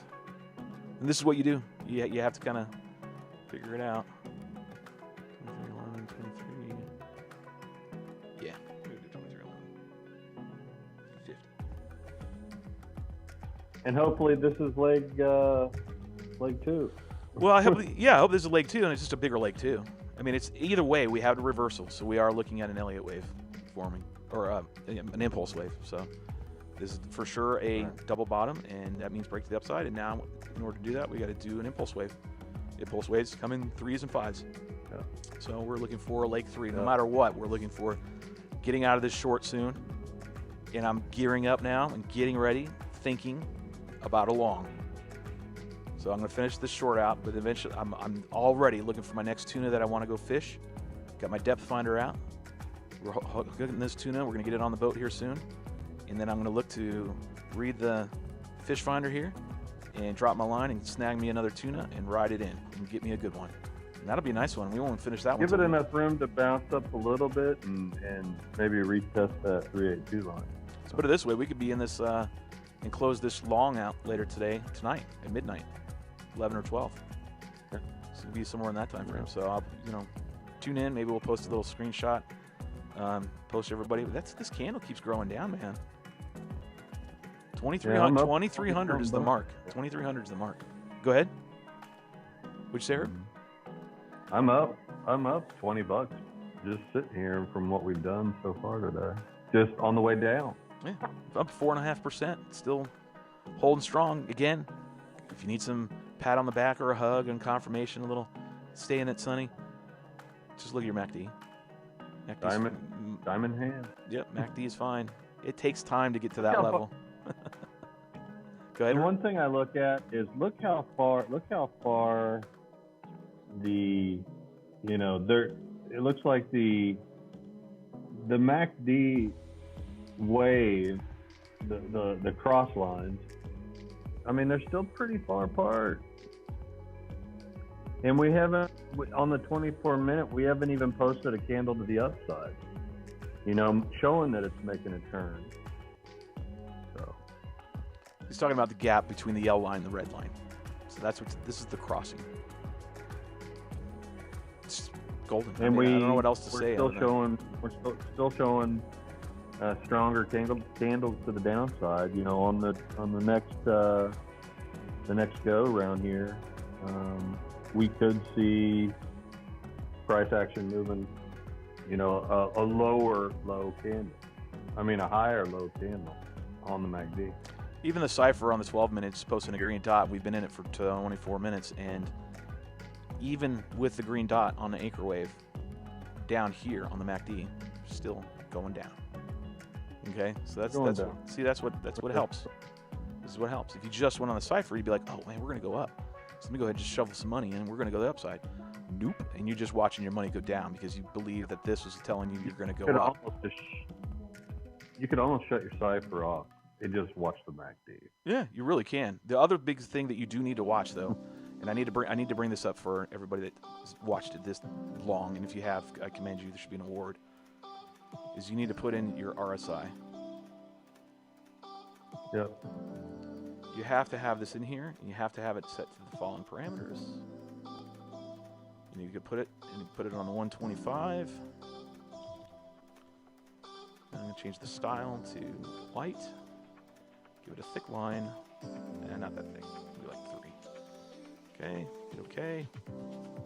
All right. So now what you're looking for in RSI, it's very important that you do this, by the way. When you're watching price action, you got to get this all moved up so it kind of mimics what you're seeing. Okay. Just stretch it out. And then you mark the 50.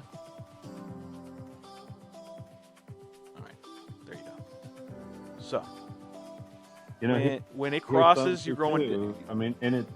So let me finish this thought real quick, Herb. What you're looking for, and this is another homework assignment, is you're looking what are called divergences. So what you're looking for is when price action, these tops of the price action, okay, do not match what the RSI tops look like. In other words, if the RSI is posting a high, but your price action does not look the same, right? These highs aren't as high. They are diverging, or they're different, and that means something's coming. You just got to know how to read it. So in other words, say I'm getting this high right here, this high right here, but down on my RSI, it's high equal, but my RSI high is like, say, lower. Right? Still shows a high, but it's much lower than what it is up here. You use a trend line to denote them and see them. In this case, got a top and a top. These are all connected. And I can do the same thing over here. Connect the tops and look for any deviation. Slight deviation. This is very slight. Okay? Where price action is not going as high as my RSI.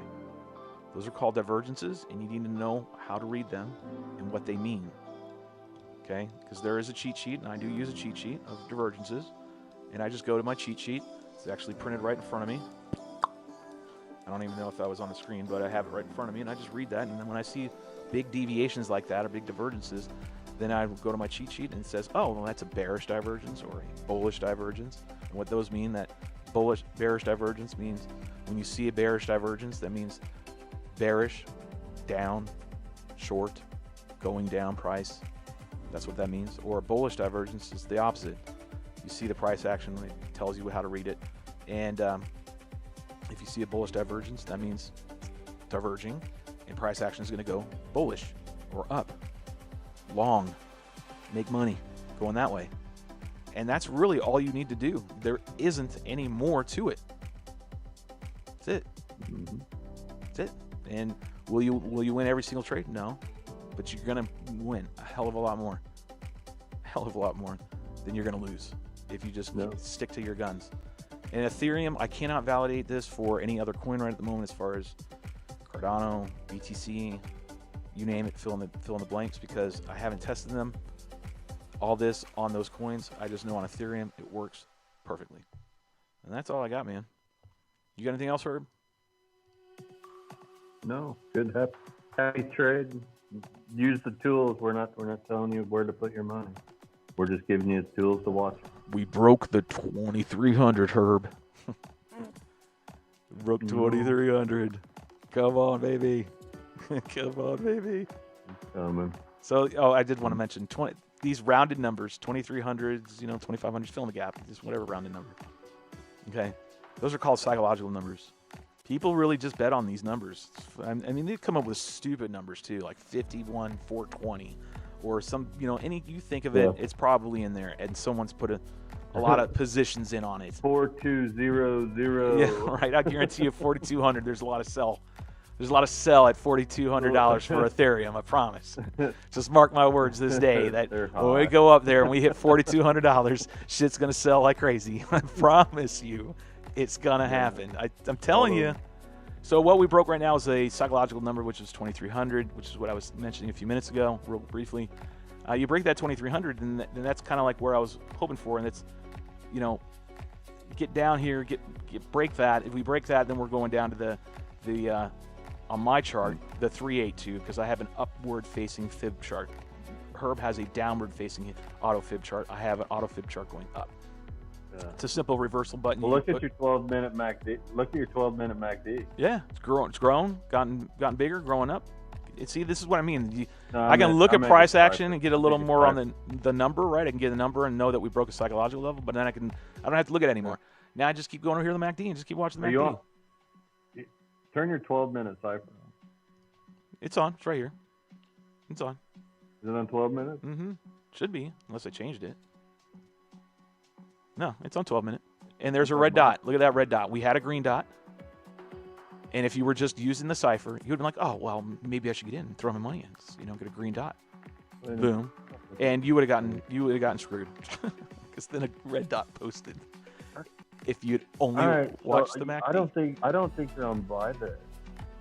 Oh, I'm maxed out. I mean, I've got mine so tight. That's why they don't look the same. Sorry.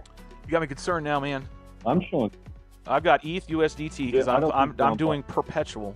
I'm not doing inverse perpetual. I'm getting paid in cash right now. I'm not getting paid in Ethereum. I'm not using USDT. Yeah, I'm using USDT because I'm waiting for the market to, again, I believe the market's still coming down. So I'm just going to collect cash, and then I will take that cash. And when I find out that the market is kind of settled, I mean, it's kind of looking like it's, we're still in an kind of iffy state. Wait for it to settle. When it settles, then I'll shovel it in.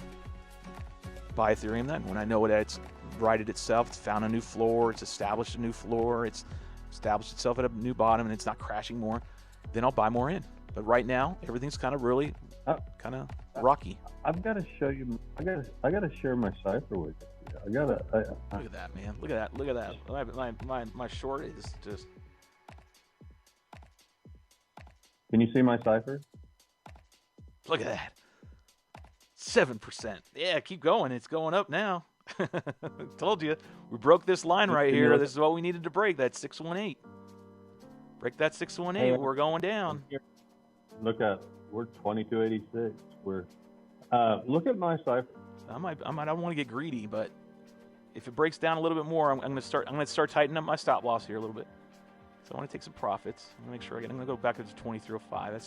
I say if we're at 2296, if we go back up to 2305, then we're bouncing. So I'm going to tighten up my stop loss. And I'm okay with that. If it continues to go down, I'm fine. This is a decent sized tuna for me. I'm not being greedy. I'm taking what I can and moving on. Yeah. Bam. Guaranteed profits now. Now I'm in the good. I got a nice tuna. I know for sure how big, at minimum, I know what size tuna I'm bringing on this boat. I'm a boat of money. I had a red dot on my cipher, but I'm also trading. I did too. ETH USD, not DT. So. I got a red dot on the 12 minute and on the cipher. VWAP is pointed down. Yeah, I feel like it's still fighting this area because it's psychological 2300. It's also a previous top, and we just got to get a little more momentum. We might not. We might just this might be the end of leg 2, which would be great because then I'm going to turn around as soon as the MACD crosses and go on in my long position. And now I will have been 3 successful, 4 technically, back to back. Nice percentage gains since yesterday. Just one after another after another. What people need. Go ahead. What people need to understand too is leg 3 is always longer than leg 1. Yep, it's always longer than leg 1. And it is right here on my chart. Like if I technically put it where it should go, it's right here, right? Somewhere right there. But I'm putting it for us at our take profit area because I believe in this. I'm so happy with that whole idea that you came up with, the 10% up and down from the 618, the 1618. I firmly believe in that. I'd rather just take guaranteed profits, and if I miss that extra, whatever 5-10%, oh well, it's fine. Right. I made money. That leg from here getting in, now that I know where I can get in and get out for sure, to get in up here, folks, that's a lot. That is from here to here. That's 8% times my leverage. Do the math. 8% from doing at 6x or 5x. That's what, 35? It's 35%. 35% for the remainder of the day. Like, if I put $1,000 in here, that's $350 I made right there. So now I'm not there yet as far as throwing that kind of money in a leverage trade.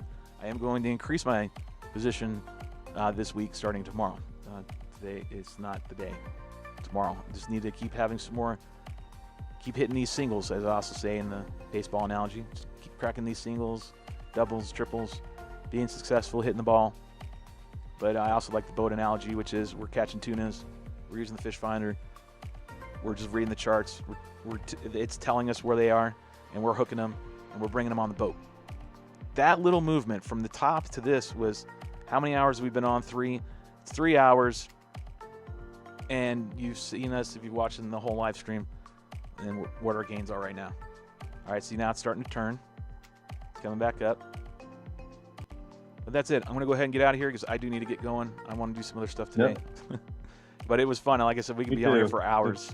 But we appreciate. We definitely appreciate everybody tuning in that likes to see these, and then we appreciate everybody that's subscribed, and share this out to your friends, your family, get everybody on board, get them coming on the show and watching these streams and learning with us. We want everybody to be successful. But please be careful with your money. We're not financial advisors. We're not telling you how to spend your money. We're just telling you what we're doing, and it's more for education than anything else. So be careful with your money. Be safe. Love one another. Until next time, remember, go get you some. I'm out. Herb's out. Bye-bye. Hey, Ryan Matta's got a Doge bubble video right now. Oh, go to Ryan Matta then. All right, we're out. Later.